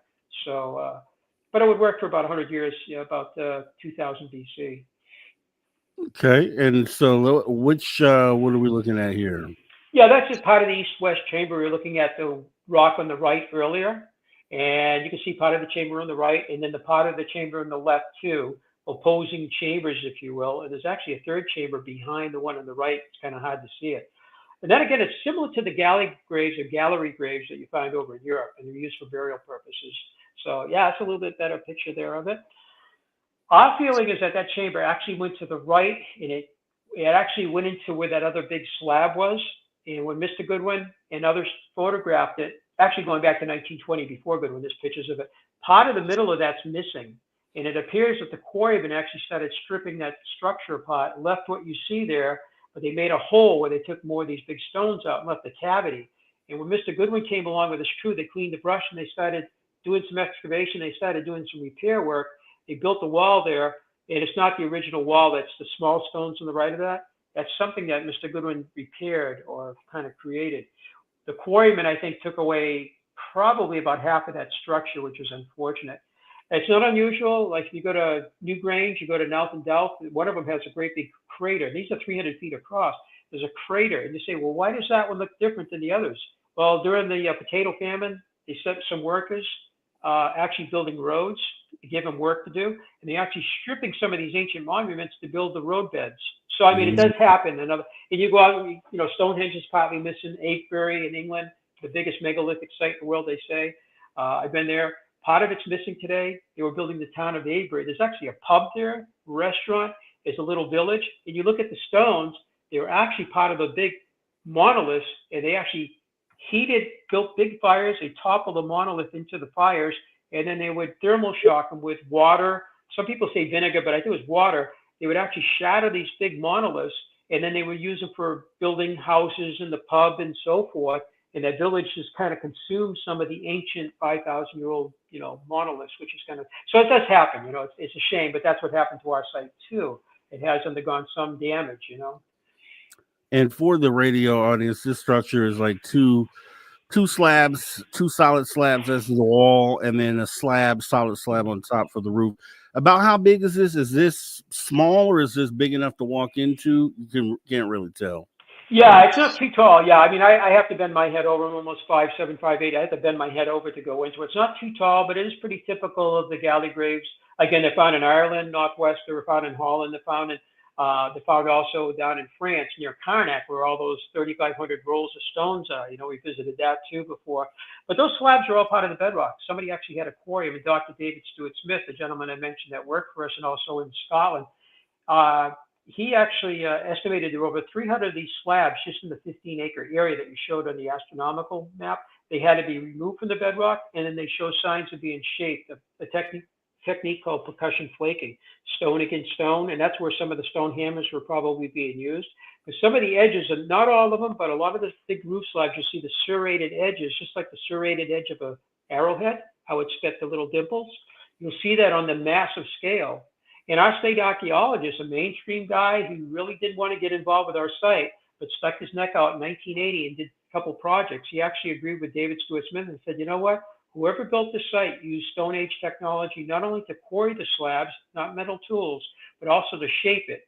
And it's almost like, when you nap or you make an arrowhead or a point or anything like that, or a stone tool, and sometimes you use stone against stone, striking it to knock off flakes. And then you might use a deer antler. It's called pressure flaking. But in this case, it was stone against stone to get the shape, and they call it dressing the stone, shaping the stone. And we have 34 quarried slabs like you see there. Some of them are quite large, all over the 110 acres. In situ, they were lifted off the bedrock, they were propped up, and then they were starting to be shaped, and then they abandoned the whole project. And this was first found in 1982. And more recently, especially since kind of when I finished up with the airline, I had a little more time up there, we found more of them. And we have 34 of these big slabs all over the hill. And it really dawned on us that these people were never done with this place. They had a bigger project, something happened, and they like walked away from, all this preparation. They just didn't finish, That's a deer carving, actually. That was found in 1937. It's a little hard to see it there. It's actually really not a deer. It looks more like an ibex, and more like an ibex from Spain. It's called the Iberian ibex, or different ibexes. And it's an animal with an antler that looks kind of like, I know what that one looks like, but it doesn't look like a deer antler, and it doesn't look like a deer body so much. There is a theory that these people came from Iberia. Dr. Barry Fell identified 3 different types of script found at our site, but inscriptions similar to this all the way up to the West Coast and all the way down to South America. There's something like 6,000 different stones with markings. Very controversial. The jury's still out, but it identified Phoenician, Libyan, and Celtic markings at our site. And Vermont is loaded. It has the most inscriptions of the whole Northeast, I guess. Woodstock, Vermont, Royalton, Putney, Pulteney. And I used to live in Vermont for my first airline, right near Rutland, and there's stuff all around there. So Vermont has a lot of chambers, but it has a lot of inscriptions. And we have found those on our site. Identifies Iberia. And it's funny that if you look at that carving, and again, it's a little hard to see in that picture right there, it does look like an Iberian ibex, particularly because of the antler, shape of it. So it could be coincidental. It's just something that I'll throw out there, Let me ask you this to tie it all together, because we talked earlier about how it's really hard to pin this to a particular group, but there was one key thing that I think ties this to other things around the world, and that has to do with the megalithic yard, right? And the use of that in other sites around the world. If you wouldn't mind talking about that, so we can link this all together. Yeah, there's a lot about that too. And I first sort of came upon that in the 1970s, building that model, that diorama you mentioned earlier in the show. I built that during college, and we went up to do some more measuring on the site just so I could make the model a little bit more accurate. And we found that we already aware the megalithic yard. It's 2.73 feet. It's 83 centimeters approximately. And we started playing around with that up there, and it seemed like it could be. It was preliminary. But I was in the middle of going to college and also flying lessons and all of that. So I was pretty occupied with all of that. So we never really got back to it until about the time I retired. We got a little bit more into it. And when we did the LiDAR with Tom Elmore, and you had on Jared yesterday talking about Tom, when his equipment can see down to a centimeter, we said that's going to be beautiful, because that we can use that to see if we have a standard unit of measure in what it is. We think it is a megalithic yard, but the megalithic yard is not only that measurement of 2.72 feet, a half a megalithic yard, but there's also a rod, which is 2.5 megalithic yards, and then there's a megalithic inch, which is 1/100th of a megalithic rod. And it is being found. It's being found in South America. John Clark from BYU is written all about this. Mark Eddy actually sent me some of the materials, and he was talking about this 83 centimeter unit being found down at Poverty Point, down in Teotihuacan, which we've been to in Poverty Point too, just last year, and also in South America. And it is, I said to32 I said, do you know what that translates to? It comes out to a megalithic yard. It comes out to, I think it's 32 inches and 64, I believe it is a megalithic yard. And by the way, we went to Scotland and we met Dr. Tom, the father of archaeoastronomy. He's the one that found the megalithic yard and wrote about it going back. And he got involved with the megalithic sites back in the 1930s. He's from Scotland. He was an amazing guy. He was an engineer. He worked at the University of Oxford. He also at Glasgow. And he's the one that worked on the supersonic wind tunnel, but he worked on it back in World War II, and then they modified it, and he was the engineer on that, and he had some harmonic problems with it. But it was used for the SST, I understand, the SST Concord it was used for, in the 50s and 60s when they were getting that going, So Tom, he's the father of archaeoastronomy, and his son, Dr. Archibald Tom, and we met both of them, and they worked on the megalithic sites from Scotland all over the western part of Europe. And one of the things they found is the megalithic yard. And again, it's being found in South America, Mexico, southern United States, and some of the mounds. but we have it here, and other researchers have found it in other sites in the Northeast. So more work has to be done on that. But Roscoe Whitney, who was with Goodwin 90 years ago, an MIT engineer from Leominster, Mass., he said, I don't know. He says, I've measured the height, width, and the depth of these structures, and whoever built this site either didn't give a damn and know about linear measurements, because it doesn't seem to fit imperial measurements of the inch, the foot, or the yard. He had no idea, because when you build something, you use some sort of measuring stick, and he couldn't figure that out. I think he was on the right thing. He also said, I can't seem to find 90-degree corners. And I think that might go to the fact that when you have a trapezoid, you don't have 90-degree corners in it, And we found 4 different parts of the site, 2 chambers and 2 open courtyards, if you will, that are trapezoidal in shape. The groove on that table, that sacrificial table, 2016, David Stewart Smith was doing a 11-minute video for our theater. He was actually talking about that and the size of the groove just before he passed away on us, which, was kind of heartbreaking. But anyway, he said, it looks like it might have been, the groove might be 4 by 6 feet. And after the camera stopped to do another take, I said, Dave, are you measuring from the center of the groove? He goes, yeah, that's good. So I went up the next day and I found a 9 inches narrower at the top of the groove than it is at the bottom. It's a trapezoid, and that's the first one I found on the site. Tom's LiDAR, we started finding more of the structures are actually trapezoidal in shape. In some of the other chambers, like in Plastown, New Hampshire, we were over there last spring, and I hadn't been there since the 60s, or inside of it since the 60s. And the inside of that is trapezoidal shape, and the walls are corbelled all along the entire length. And again, that's an old world, old technique to make a ceiling. It can go back thousands of years, actually, like Newgrange, Well, this is awesome. I would love to do this again with you. And we only have time for one question. So we had a super chat come in with the question. I'll go ahead and bring that one up. Laveri Lucchini is asking, as far as I can remember from my own research, there were no artifacts found in this remarkable site. Is that true? No, that's not true at all. No, we have them on display. There are, during the 60s, when they were doing the North, they've been found by Goodwin. I mean, it's a beautiful stone hull that's on display there. It still has its stem. It's all serrated edge. We have the hammer stones, rubbing stones, stone scrapers. These are all found on the north wall of the chamber of ruins with a 3,000-year-old and 4,000-year-old charcoal.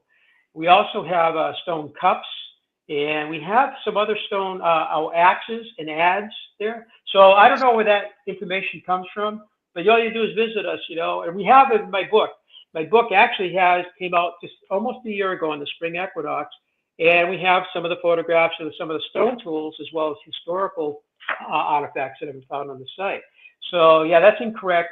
And I was going to say, I know a lot of your audience are into UFOs. Betty Hill became a friend of my mom's from the Interrupted Journey, Bonnie and Betty Hill. She visited us with Hans Holzer in '84, and she kept coming back to her death. I guess she died a little over 20 years ago. Travis Walter and I saw him at a show in Exeter, New Hampshire. Then he went back to Arizona. He came back out, and I gave my VIP tour about 6 years ago. So we've had people like that, and Kathleen Marden there, So we have a little bit with the UFO thing going on too, which has always been an interest of mine. Well, that's good. That's good. So that means we're going to rebook you and have that conversation with you as well. Yep. Calvin Parker too. I've talked to Calvin too. Calvin Parker from the 1973. That was an interesting. Pascagoula, yeah. Pascagoula, yeah. So he was a really nice guy too. Yeah, I want to make sure you get to tell everybody where they can find you. We have about 20 seconds if you could tell everybody where they can find you. Yeah, we're open every day, but Thanksgiving and Christmas. Snowshoeing right now. We open up the entire hilltop for snowshoeing. There's features all over it, serpent walls and everything. But they can contact us at StonehengeUSA.com. There's our 11-minute video we show in the theater. There's a free app download. You can do a free app download, and you can do a complete tour of our site. It's a virtual tour. It talks to your pictures and text from your couch. So no cost at all for people that can never make it or that I hear in the future sometime. But if you use it on our site as you're walking, you can see the structures and everything, and it will talk to you and everything. We give you a paper map too, So our website, StonehengeUSA.com, and you can call us. There's a number on there, and there's emails on there too. You can email us if you have a question. All right, Dennis Stone, thanks so much for coming in tonight. We'll be talking to you again soon. Thank you very much, Rob. I really enjoyed it. Thank you. Yes, sir. Take care. Take care now. You've tuned your dial to the right frequency. We'll be right back right after this break. Don't go anywhere. Awesome Hour 3 on the way. See you in just a minute, guys.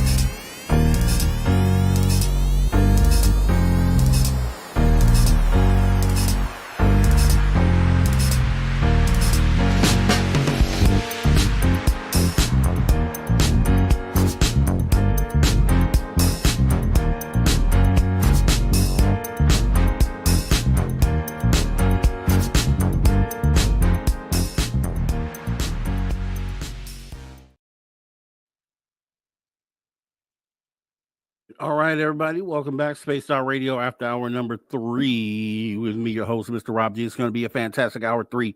We have Drew Banky coming in a moment with the after hours wrap up. We have Steve Stockton Tales and Told Miss Person Mysteries coming up next. And we'll end off with UFO and Weird News. We're coming back to radio 5 seconds. Guys, let's go.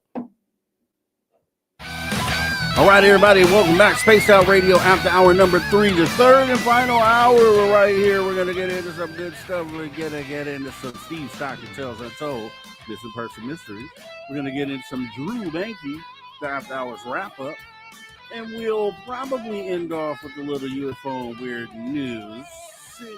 Just depends on how I feel about it. If you missed any of the awesome conversation, once again, thank you to our awesome guest, Dennis Stone, hours 1 and 2. You can jump in the archives, youtube.com/at Spaced Out Radio. And you already see it on the screen. It's Tales Untold Missing Person Mysteries.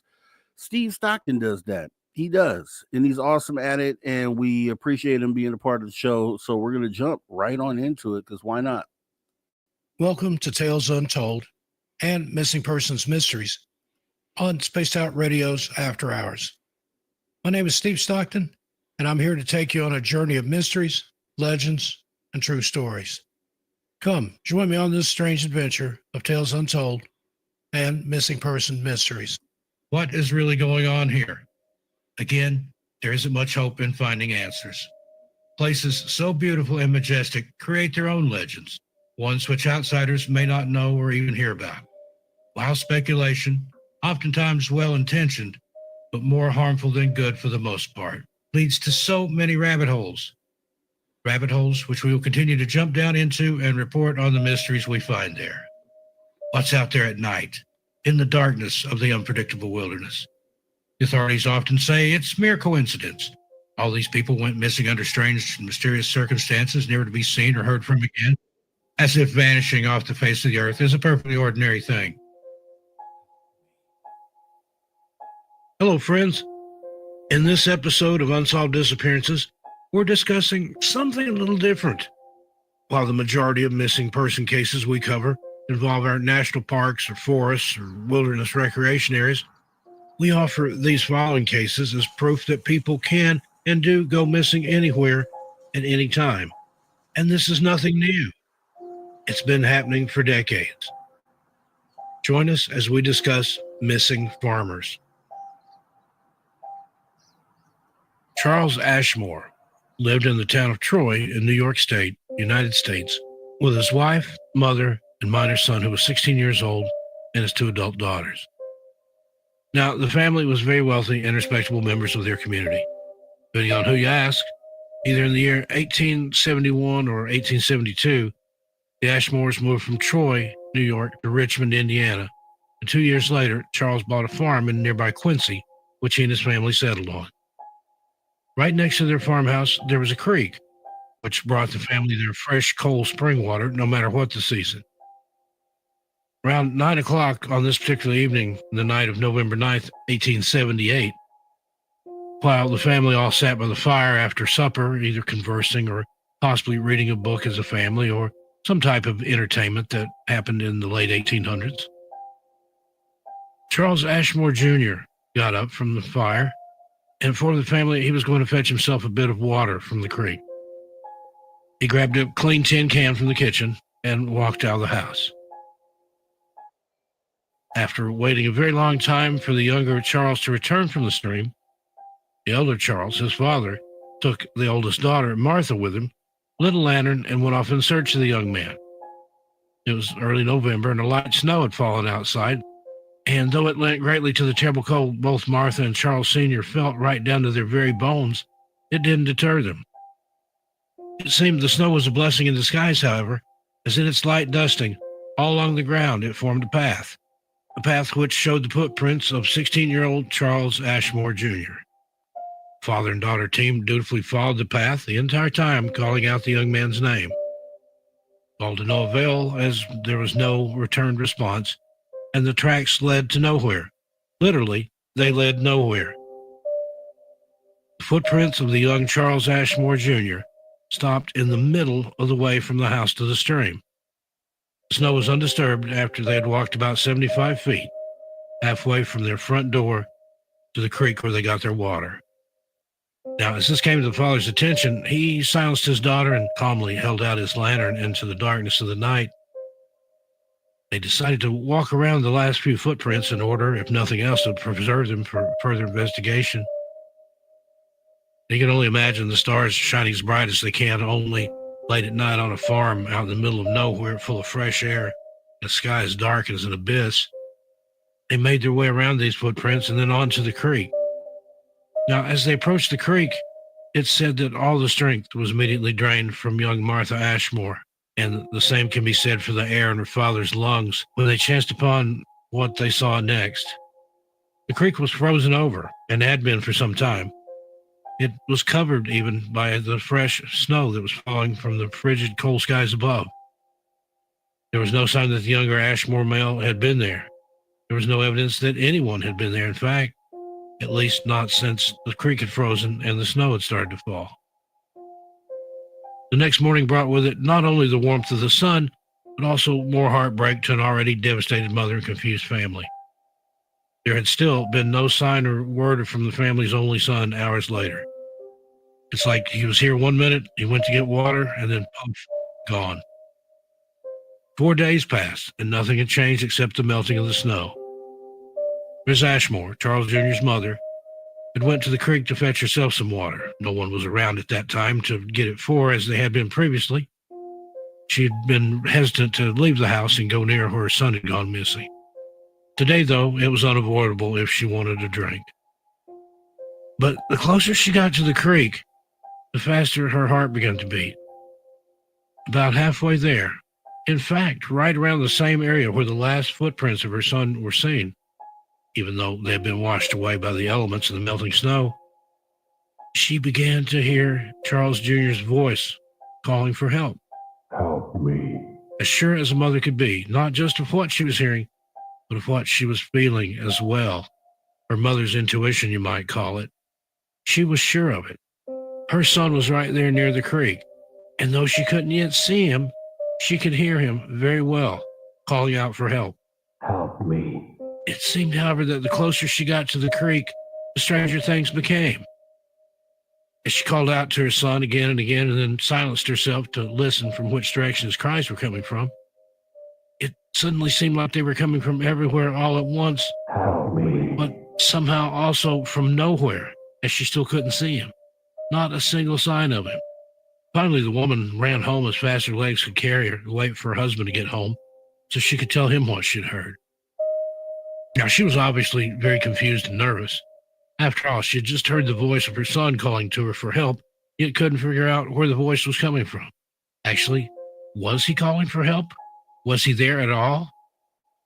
When questioned later on about what she'd heard and experienced, all of which was chalked up to a delirious woman, unfortunately a common diagnosis at the time, this was a mother who was so heartbroken over the loss of her only son and youngest child that she had gone momentarily mad, hallucinating that she had heard him calling to her.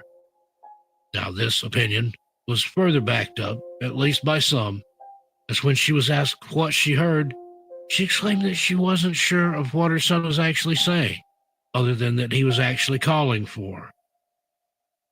She had stated that his words were entirely clear. She heard them as though he were standing right next to her, yet she also remembered not understanding what those words were, strangely. Was something supernatural going on here? Now, in the next few months, with no discernible pattern, other members of the family would, at random times, hear the voice of young Charles Ashmore Jr. calling out for help. Though the voice always seemed to be coming near the creek where he had seemingly disappeared, the closer they got to the voice, the farther away it seemed to move until, by all appearances, it blinked right out of existence. Again, this fell in line with what the mother claimed to have experienced. One thing each person in the family who heard the voice knew for absolute certain, however, is that the voice they were hearing was definitely that of the younger Ashmore. And again, no one was ever able to repeat what he had said, for though they claim his voice was so clear, it was as if he were standing right there. At the same time, it had still been too far away for them to understand the words. Even if he had been giving directions to his family wasn't able to comprehend them. No, this sounds strange.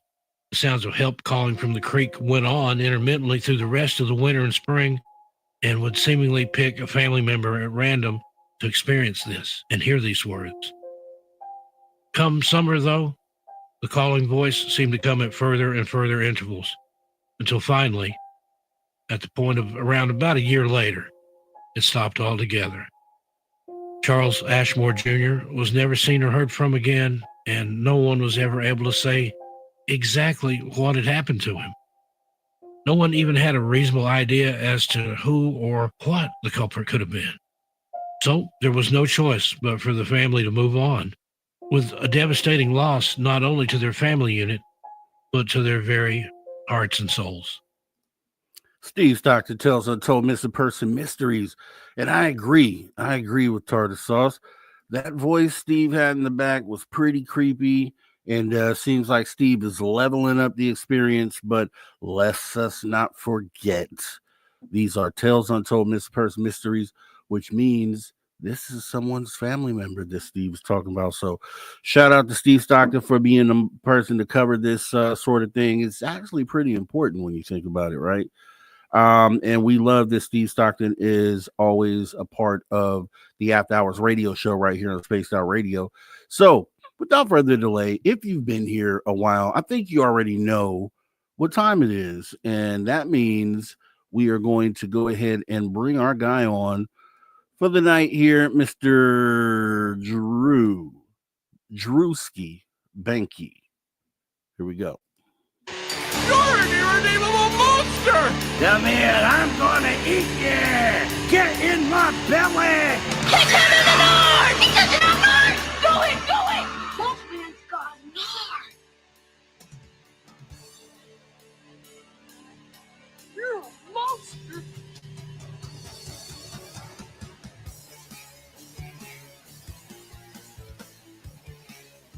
Drew Benke with the After Hours wrap up right here on the Spaced Out Radio After Hours radio show. What's up, man? How are you doing this evening? LFG, how is everybody doing? LFG. I always get pumped up when I see LFG. So I be like, let's go.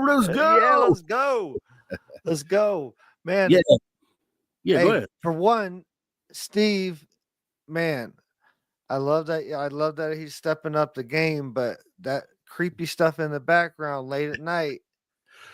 Yeah, You know what I'm saying? But gotta remember hey, where you're at. Yeah. the Missing Person Mysteries is definitely stepping up the game tonight. I was sitting there, I was like, listening to it, I was like, dang, I guess getting under, making my hair stand up a little bit. And can we talk about the guest accent just a little bit?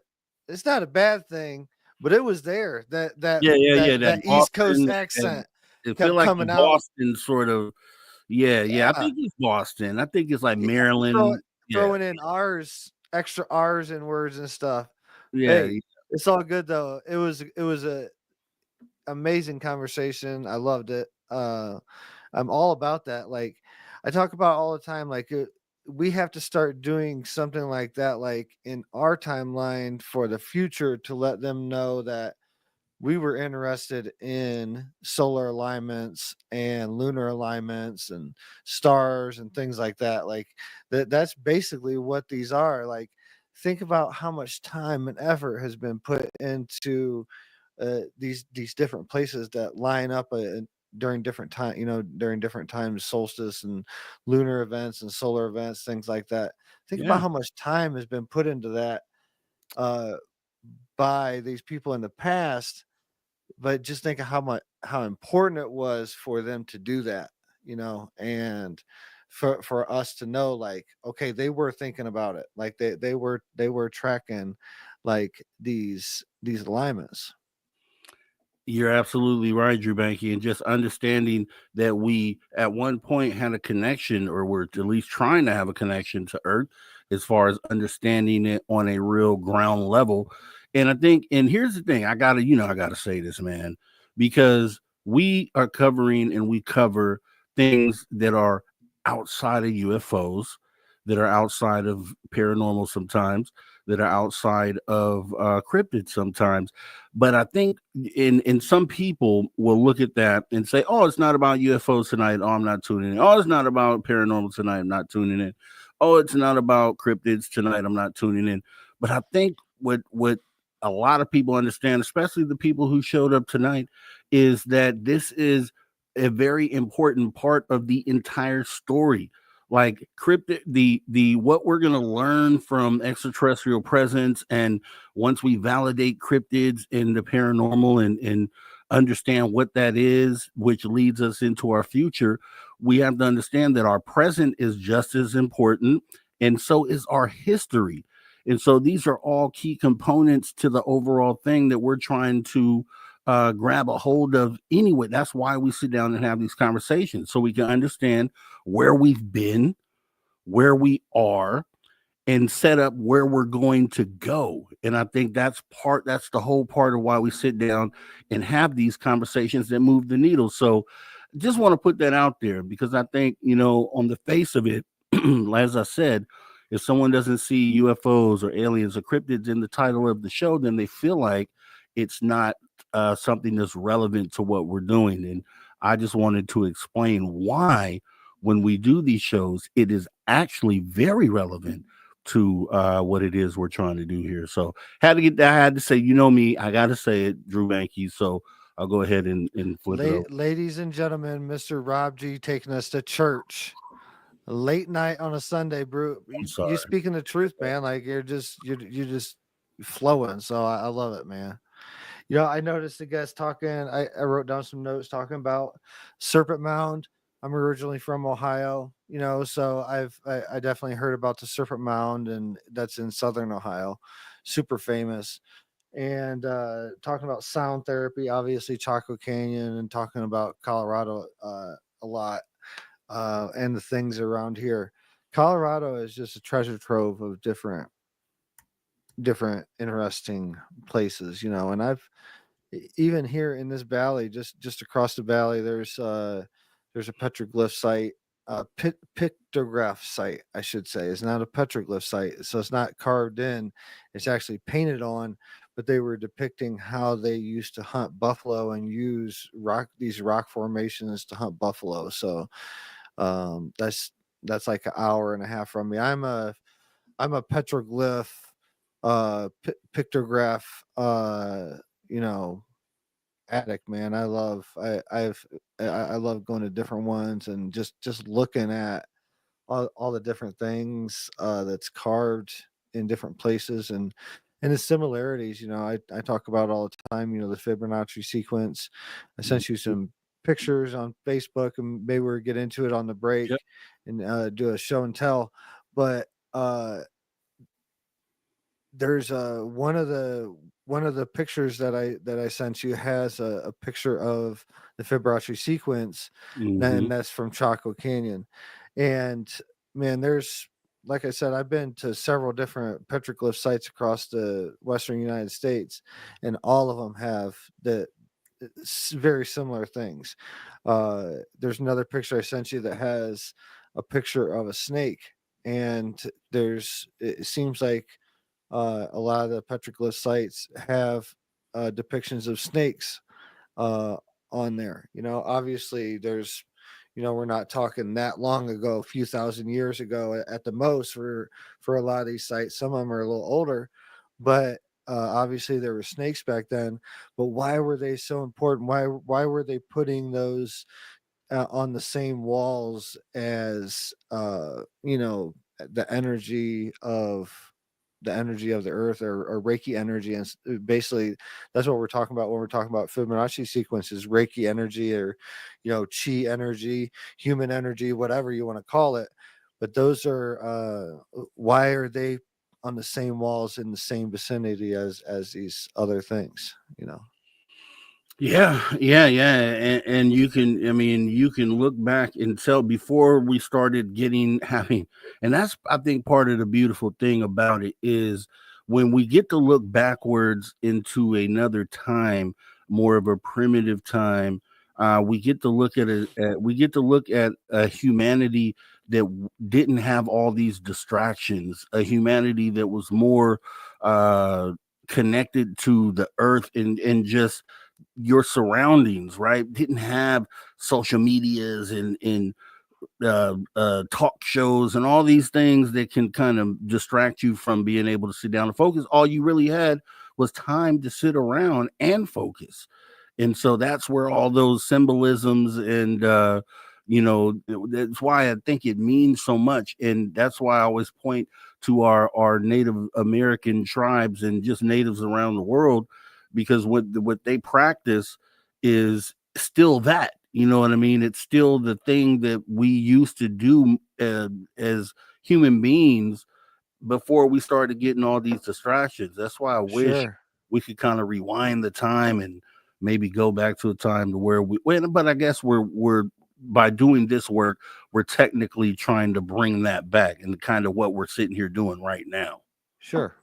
But you got to think of the lifestyle back then too, like say in Chaco Canyon, they're living off the land. They're living off they're not going to the grocery store. They're not stopping, they're not stopping at McDonald's on the way home. They don't have anything of that. They don't have, they don't have video games. They don't have social media. Everybody doesn't have a cell phone in their pocket. They're living close. They're more connected with the circadian rhythm of night and day. They're getting up with the sun, going to bed at sunset, close to sunset. So they're naturally more connected. Like here, like the times that we're in, we have so many distractions, so many built-in things that we can't just get away from, that are built in to distract us and keep us away from the truth. That's why we need, these ceremonies. Some of us need psychedelics, some of us need, cold plunges, whatever, to reconnect. But you got to understand, 1,000 years ago, lifestyle was very, very different, and they were probably, we know that when we become more connected, more clean, things like that, our dreams start becoming more clear. We start getting more messages and starting understanding them more clearly. The cleaner we're eating, the cleaner we're living.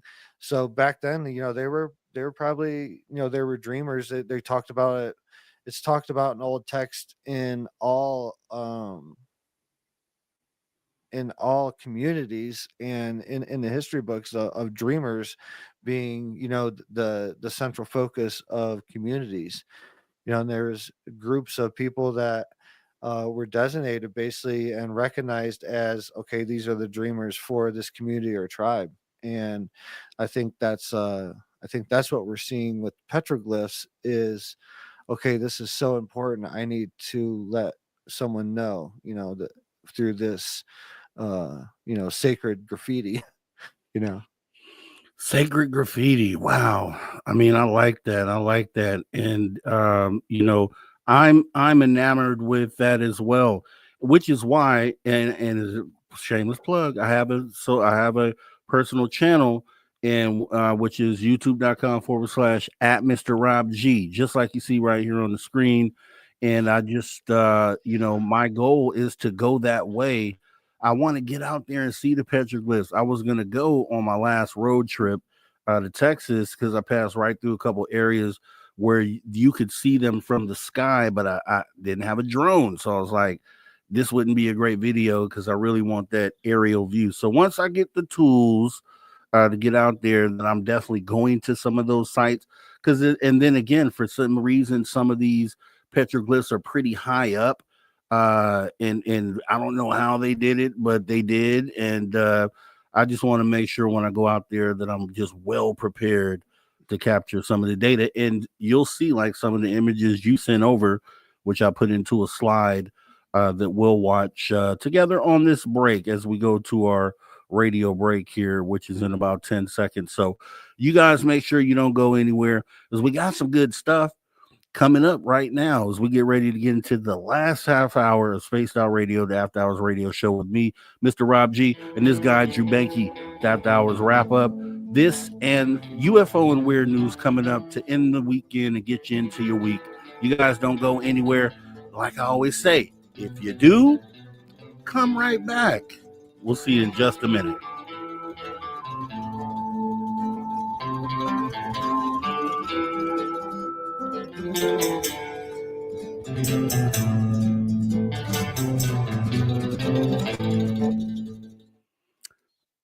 All right, we are clear, and let me bring up because I put it together in the slideshow real quick. I had Show and tell. it's here. Okay, so I just want to bring this up. Okay, it's loading. Here we go. Yeah, so this is the Chaco Canyon visit that happened right the day before I had the face-to-face encounter with the shadow being at the B&B and then had the experience afterwards, having the dream, 2 weeks later of having it. That's the story I've told several times. And but this is the Chaco Canyon visit right before that day. And so this is what's the location here? This is Pueblo Bonita. This is around the Grand Kiva area, the main Kiva area of Chaco. All right, let me. So these are structures. It's like 2 or 3 stories of structures, and it's depending on who you talk to, they don't know. Some might say that they were living structures. Some might say there's this the Pueblo Bonito was a ceremonial. The whole structure was a ceremonial structure, but there was a lot of, and you got to think of erosion. There was a lot of other buildings that are not there anymore.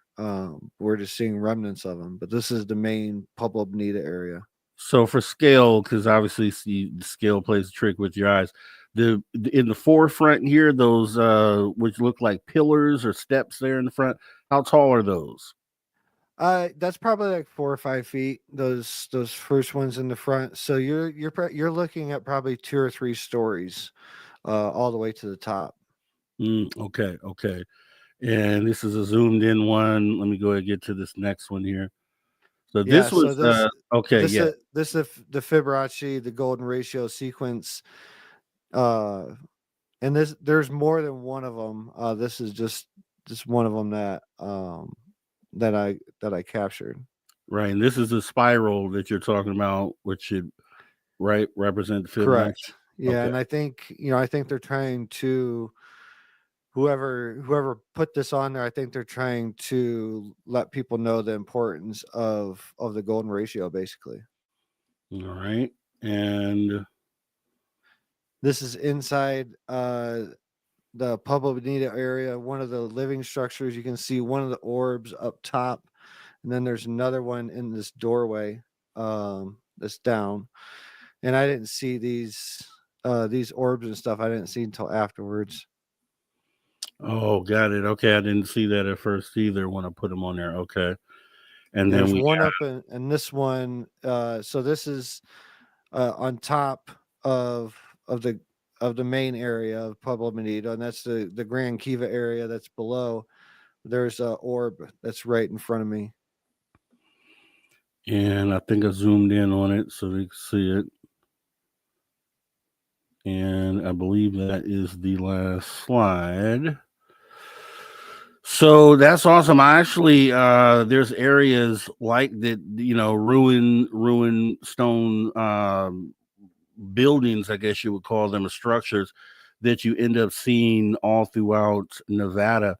As I talk often about taking that trip through from Reno to Las Vegas, and it's like hundreds of miles of just wide open desert, ghost towns, old native, which I'm assuming are settlements for them, but you end up rolling through areas that look just like this. And I remember one time it was I forgot what road I was on, but 2-lane road, and I was able to stop my car in front of a ruin like this in the road, in the lane, sat there for like 20 minutes, and not a single car came either way the whole time I was sitting there, and so I plan on maybe this spring or summer going to one of those areas too. That's what I say. My channel is going to end up turning into one of those. Get out there and see humanity's history sort of channels along with what we already do, because it's important. For sure. Like there's another area that's a really cool, Blythe, California. Yep. I've been there. That's a really, really interesting area. That's where I was talking about when I was going to Texas. I was supposed to stop there. That's where they have the petroglyphs on the ground. Yeah. From high up. The big ones, it was on my trip. So I'm going back there as well, as we got about 10 seconds left here. Yeah. 5 seconds, and here we go. Right, everybody, welcome back. Spaced Out Radio, the After Hours radio show, after hour number 3, back half of the last hour. It's been fantastic. We want to thank our guest tonight, Dennis Stone from America's Stonehenge, showing us some awesome stuff, getting us reconnected with history and who even built the things. They're still trying to figure it out. Sure, we'll talk to him again soon. Also, Drew Banky is sitting here with the After Hours wrap up. We'll continue that before getting into some UFO and weird news, guys, as we jump right back on into the conversation. And yeah, as we were showing some images over the break here, Drew was showing some ruins, some sites out there in Colorado, and really all throughout the Midwest, or not really the Midwest, what do you call that? The southwestern part of the United States. It's south of so Chaco is south of Four Corners area. So it's probably about an hour. I think about an hour and a half from Four Corners, maybe 2. I'm not sure, but it's south of Four Corners. So it's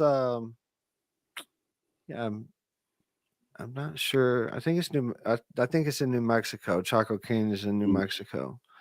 But Four Corners area is an interesting area too. Just that, being able to stand in 4 different states at the same time. That's been there a few times. That's definitely an interesting area to go to. Anything like that, is just if it feels significant, it probably is. Chaco Canyon is just an amazing place. I can't wait to go back. And but there's tons of petroglyph sites all over the western United States. Get out there and see them. There's some over by I can't remember the name of that town where they have the Star Works. Laughlin, Nevada. Laughlin. Okay, yeah. Laughlin, Nevada. There's a petroglyph site close to there. That's I didn't know about till after I was there for a conference a few years ago, and they went and did a tour of this petroglyph site that's close to there, and there's some really interesting stuff there. And there's a cave, and but there's so many things to explore. Like people think they need to go to Egypt, they need to go to Tehuacán or they need to hike Machu Picchu. Like they need to hike in the United States, a little bit, because there's interesting areas. Serpent Mound, like I'm sure there's people that's never heard of the Serpent Mound in Ohio that was talked about in great detail tonight. And that's one of the most interesting and research areas, the sacred areas in the world. And it's right in Lolio, Ohio. And here's one of the reasons, because for us, we're in America, so this is word to other Americans, because everybody else are in places that I wish I could go, like England and all these other places where there's super historic structures and monuments and things. Like I wish I could go over there and see those things. But just for people who are here in America, who like myself, just as I said right there, wanting to go abroad to go see all these things, not realizing that what you got right here in the United States is super exciting and historic. And here's the other part of it. Like, I don't really like flying in a plane, and all the stuff that's been happening recently is more of a reason why I just really don't like it. I'm afraid of heights too. So, Yeah. but going to I'm a person that likes to drive just in general. I take back roads. So we have a mapped route to this place. Okay, well now I'm taking the back road to get there and go through, and I see all these different places. And if you've traveled across the United States in a car or even on a train, and you go through all these different landscapes, you see it go from the desert to the red sands of New Mexico and the buttes, and you go to all the Rockies once you get to Colorado, and you see all these different parts of America. And there's a lot of history. If you just take your time and kind of slowly go through those areas, you'll find so much history just sitting right there, like those petroglyphs, all these ancient carvings and writings. And it's almost like reading like an ancient diary or something like that. Like, if you could sit there and try to connect with whoever sat there and carved that thousands of years ago, you're literally like making a connection with whatever they were intending a reader to feel from what it was they were writing, which is awesome. A direct connection to For something sure. historic. Yeah, so some of these, like especially like you was talking about how some of them are very high up, but you gotta think of erosion and shifts and things like that. You can see that at Chaco. There's very very high petros, like petroglyphs that are up there, but you can see that some of it is from rocks moving, Mhm. like rock faces falling, and there used to be a like cliff there that they were standing on, and that whole rock face is down, and you can see how that rock face is fallen. But you gotta understand, like, if you go and start carving, and a lot of these are on like sandstone and stuff like that, so it's not like super hard rock, but it takes some time. And to get to some of these things, like, people had to really sit there and work at it. So you got to ask yourself a question, like, why, what was so important about these things, of, and some of them are just like they're drawing pictures of deer and things like that, and that's maybe their favorite animal, or something that saved their tribe from famine and stuff like that. So they're going to sit there for a few days and chip away at, and they probably didn't have really great tools to do this thing. It's probably, they was probably made out of rock or something like that. They're, hitting rock on rock to do this. So it took a long time for them to do that. So, you got to ask yourself, just common sense wise, if you were to sit there and do that, what would make you do that? And lots of them are spiritual experiences, things that save the tribe from famine or disease, things like that. And okay, I'm gonna sit here and take the time out of my day that I could be farming or hunting or, being a parent or whatever, whatever they're doing. They're gonna take their time out and climb up here and make this sacred graffiti. And another thing, and one of the By, things by the way, if you use it for a book, sacred graffiti, for the title of the book or documentary or whatever that your work that this is gonna turn into, I want my cut. I don't know. I don't know if this verbal thing, maybe it does work. Maybe this could work as a copyright for you. I think it actually can if you had to go to court for it. So you might be cool there. But some of the things I want to go see, and this is but my fear of heights just will stop me from doing it. Is I want to go see the cliffside caves, the caves that are like way up there, and it's like, how in the hell Shaman did they caves. even get up there? And I whenever I see those, I just try to imagine a time. They usually have like those. Some of them have the little small, I want to say cliffside walkways that are like on the edge, and it's like you got to walk 1 foot in front of the other on it. I'm like, that Yeah. is crazy, first of all. But every time they go into one of those, and some of the ones that are more inaccessible, they find amazing stuff, like a full pot, just a full dinner set sitting right there inside the cave, just pristine from 1,000 years ago. Just like, you know what I mean? I want to be able to go into one of those sort of things and kind of just see that sort of history and be like, wow, it's just as if they just left it there and just never came back. You know what I mean? That's awesome. Yeah, there's this guy that I follow on YouTube, and he goes explores places like here, go hike like like days out to find these places like these sites where they lived at and stuff, in caves or on the side, like in New Mexico or Arizona, things like that. And the stuff would be like way out, way off the beaten path. And here, find these places and here show like, okay, this is where a wall was, or this is where they were storing their food or whatever. And sometimes here find like little like corn cobs in these like in these bowls that are dug out in the ground.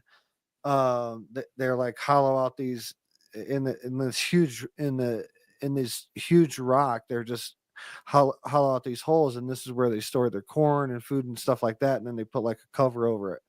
But here find like corn cobs in there, and some of these corn cobs are like 500, 1,000 years old. A corn cob sitting there, and the reason they're still there is because of the climate.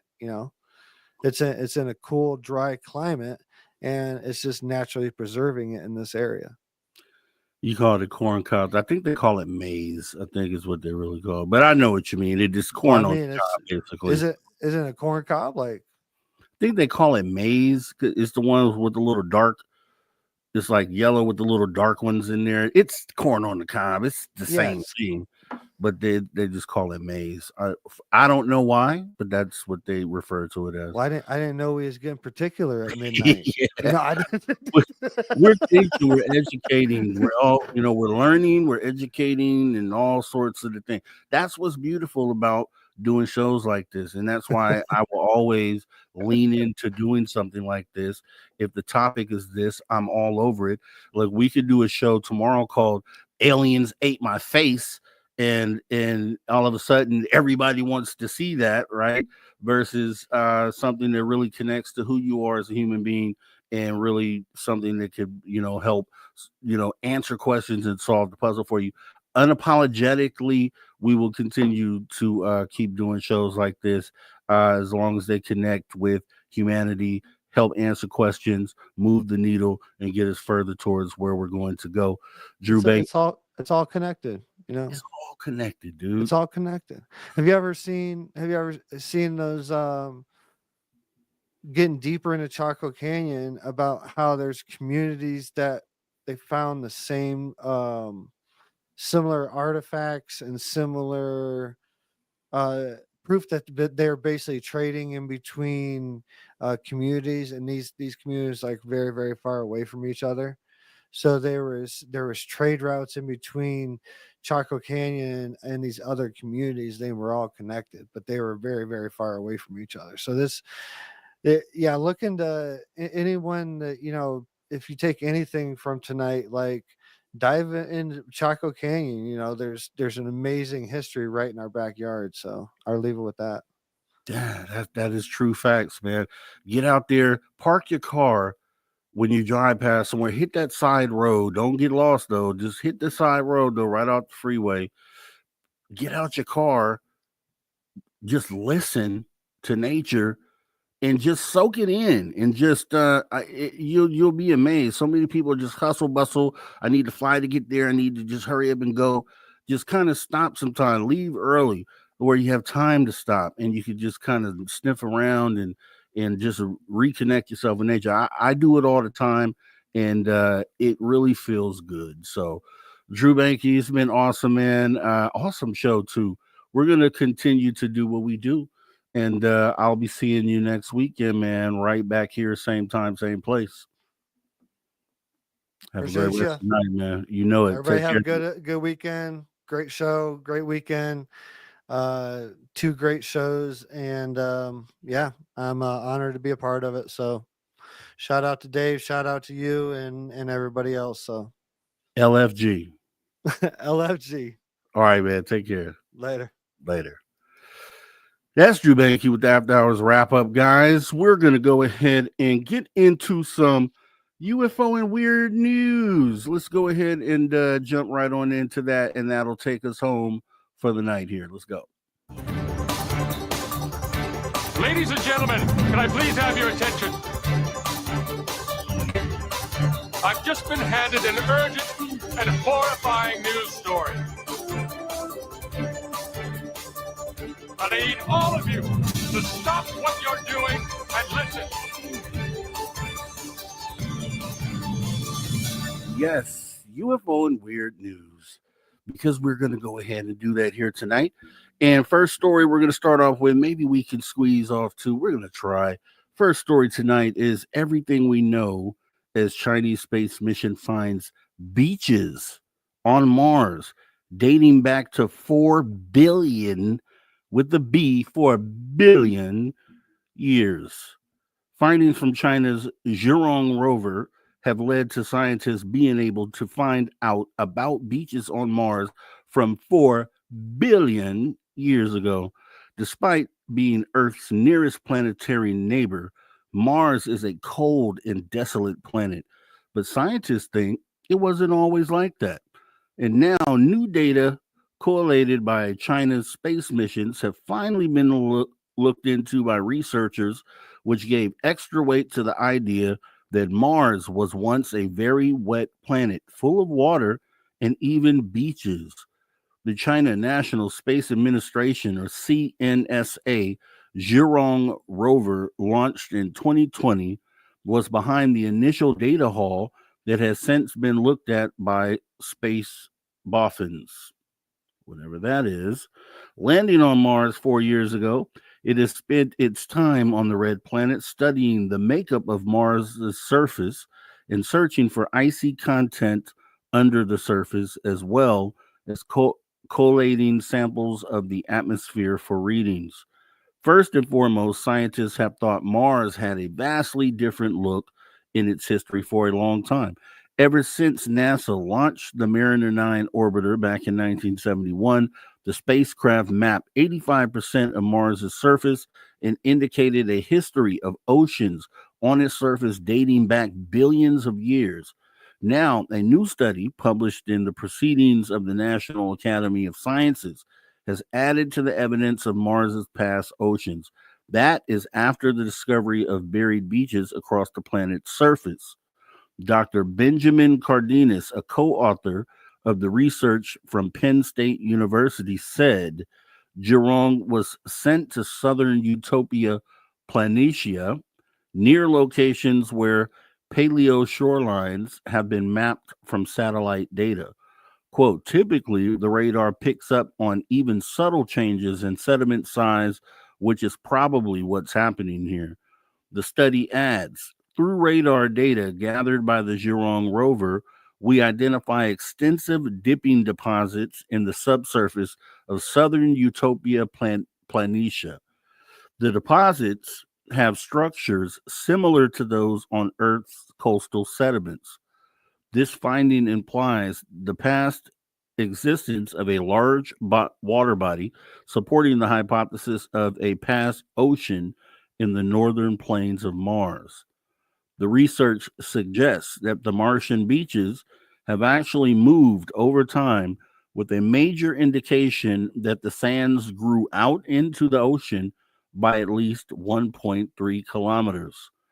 It's a simple structure, but it tells you there had to be tides, there had to be waves, there had to be a nearby river supplying sediment, and all these things had to be active for some extended period.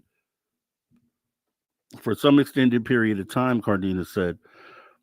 The beaches themselves go back 4 billion years or so, and you might be thinking, so what? But it could help humanity in the ongoing search for extraterrestrial life forms, past or present. Mars expresses Earth-like geological features seasonal cycles, and day-night rhythm, making it a unique analog to the evolution of the Earth and informing the search for extraterrestrial life, researchers said.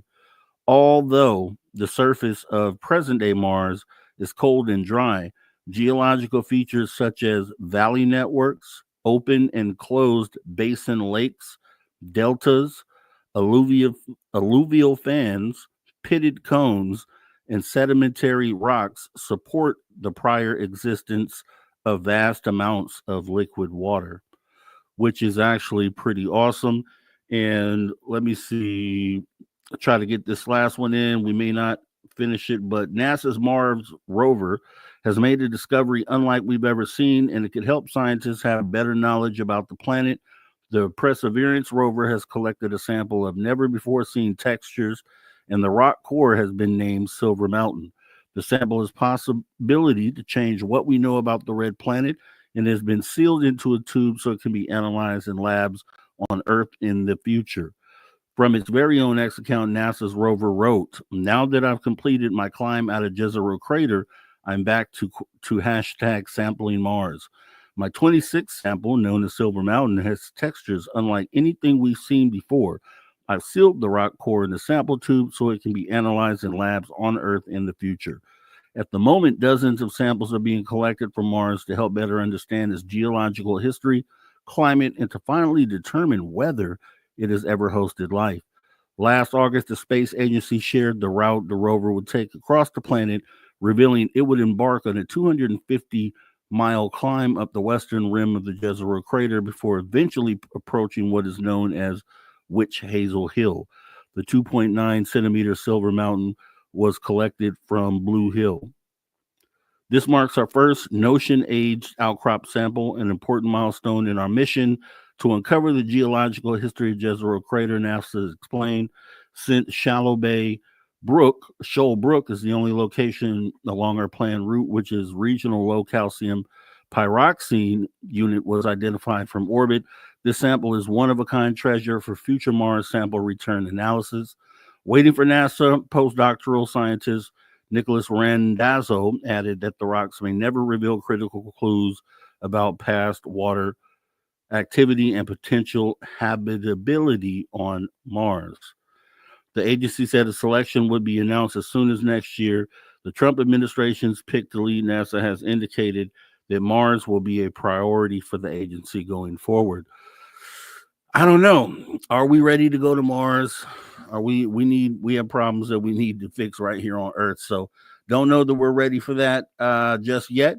Let's continue looking into humanity's history, just like our guest Dennis Stone over at America's Stonehenge. We want to thank him for coming through for hours 1 and 2.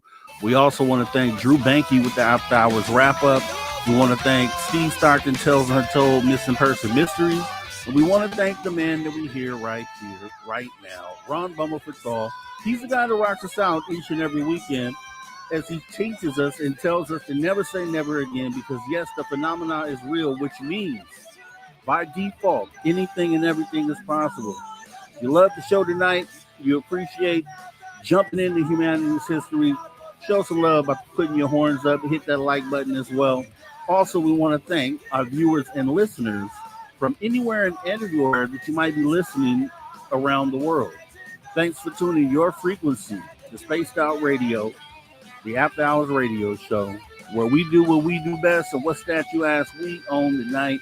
This show is copyright SOR Media Ventures Limited, Spaced Out Radio.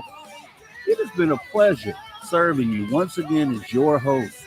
I'm Mr. Rob G. This is the After Hours radio show.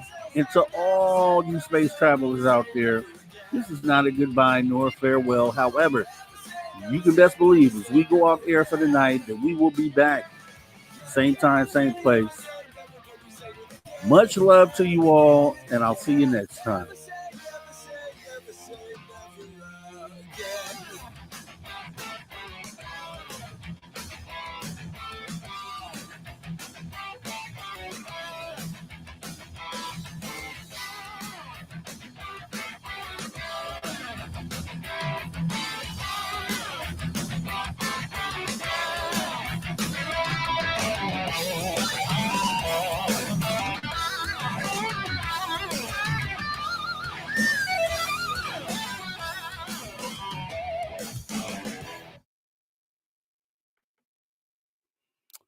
right. Fantastic show, guys. Definitely hope you walk away from this show with something more than you walked into the show with.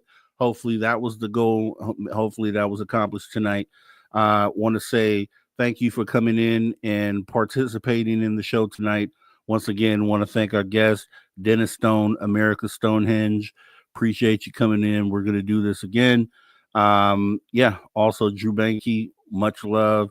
And for anybody watching in the future, make sure you share this. This is another notch in the cap of putting humanity's story together.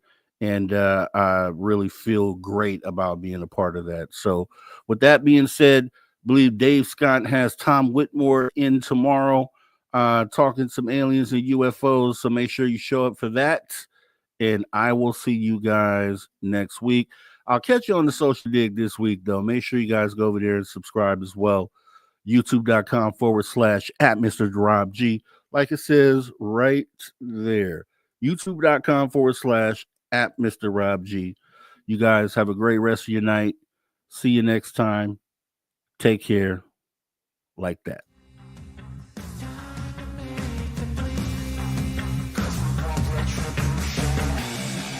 Cause we want retribution. Oh yeah, we want retribution. Oh yeah, we want retribution.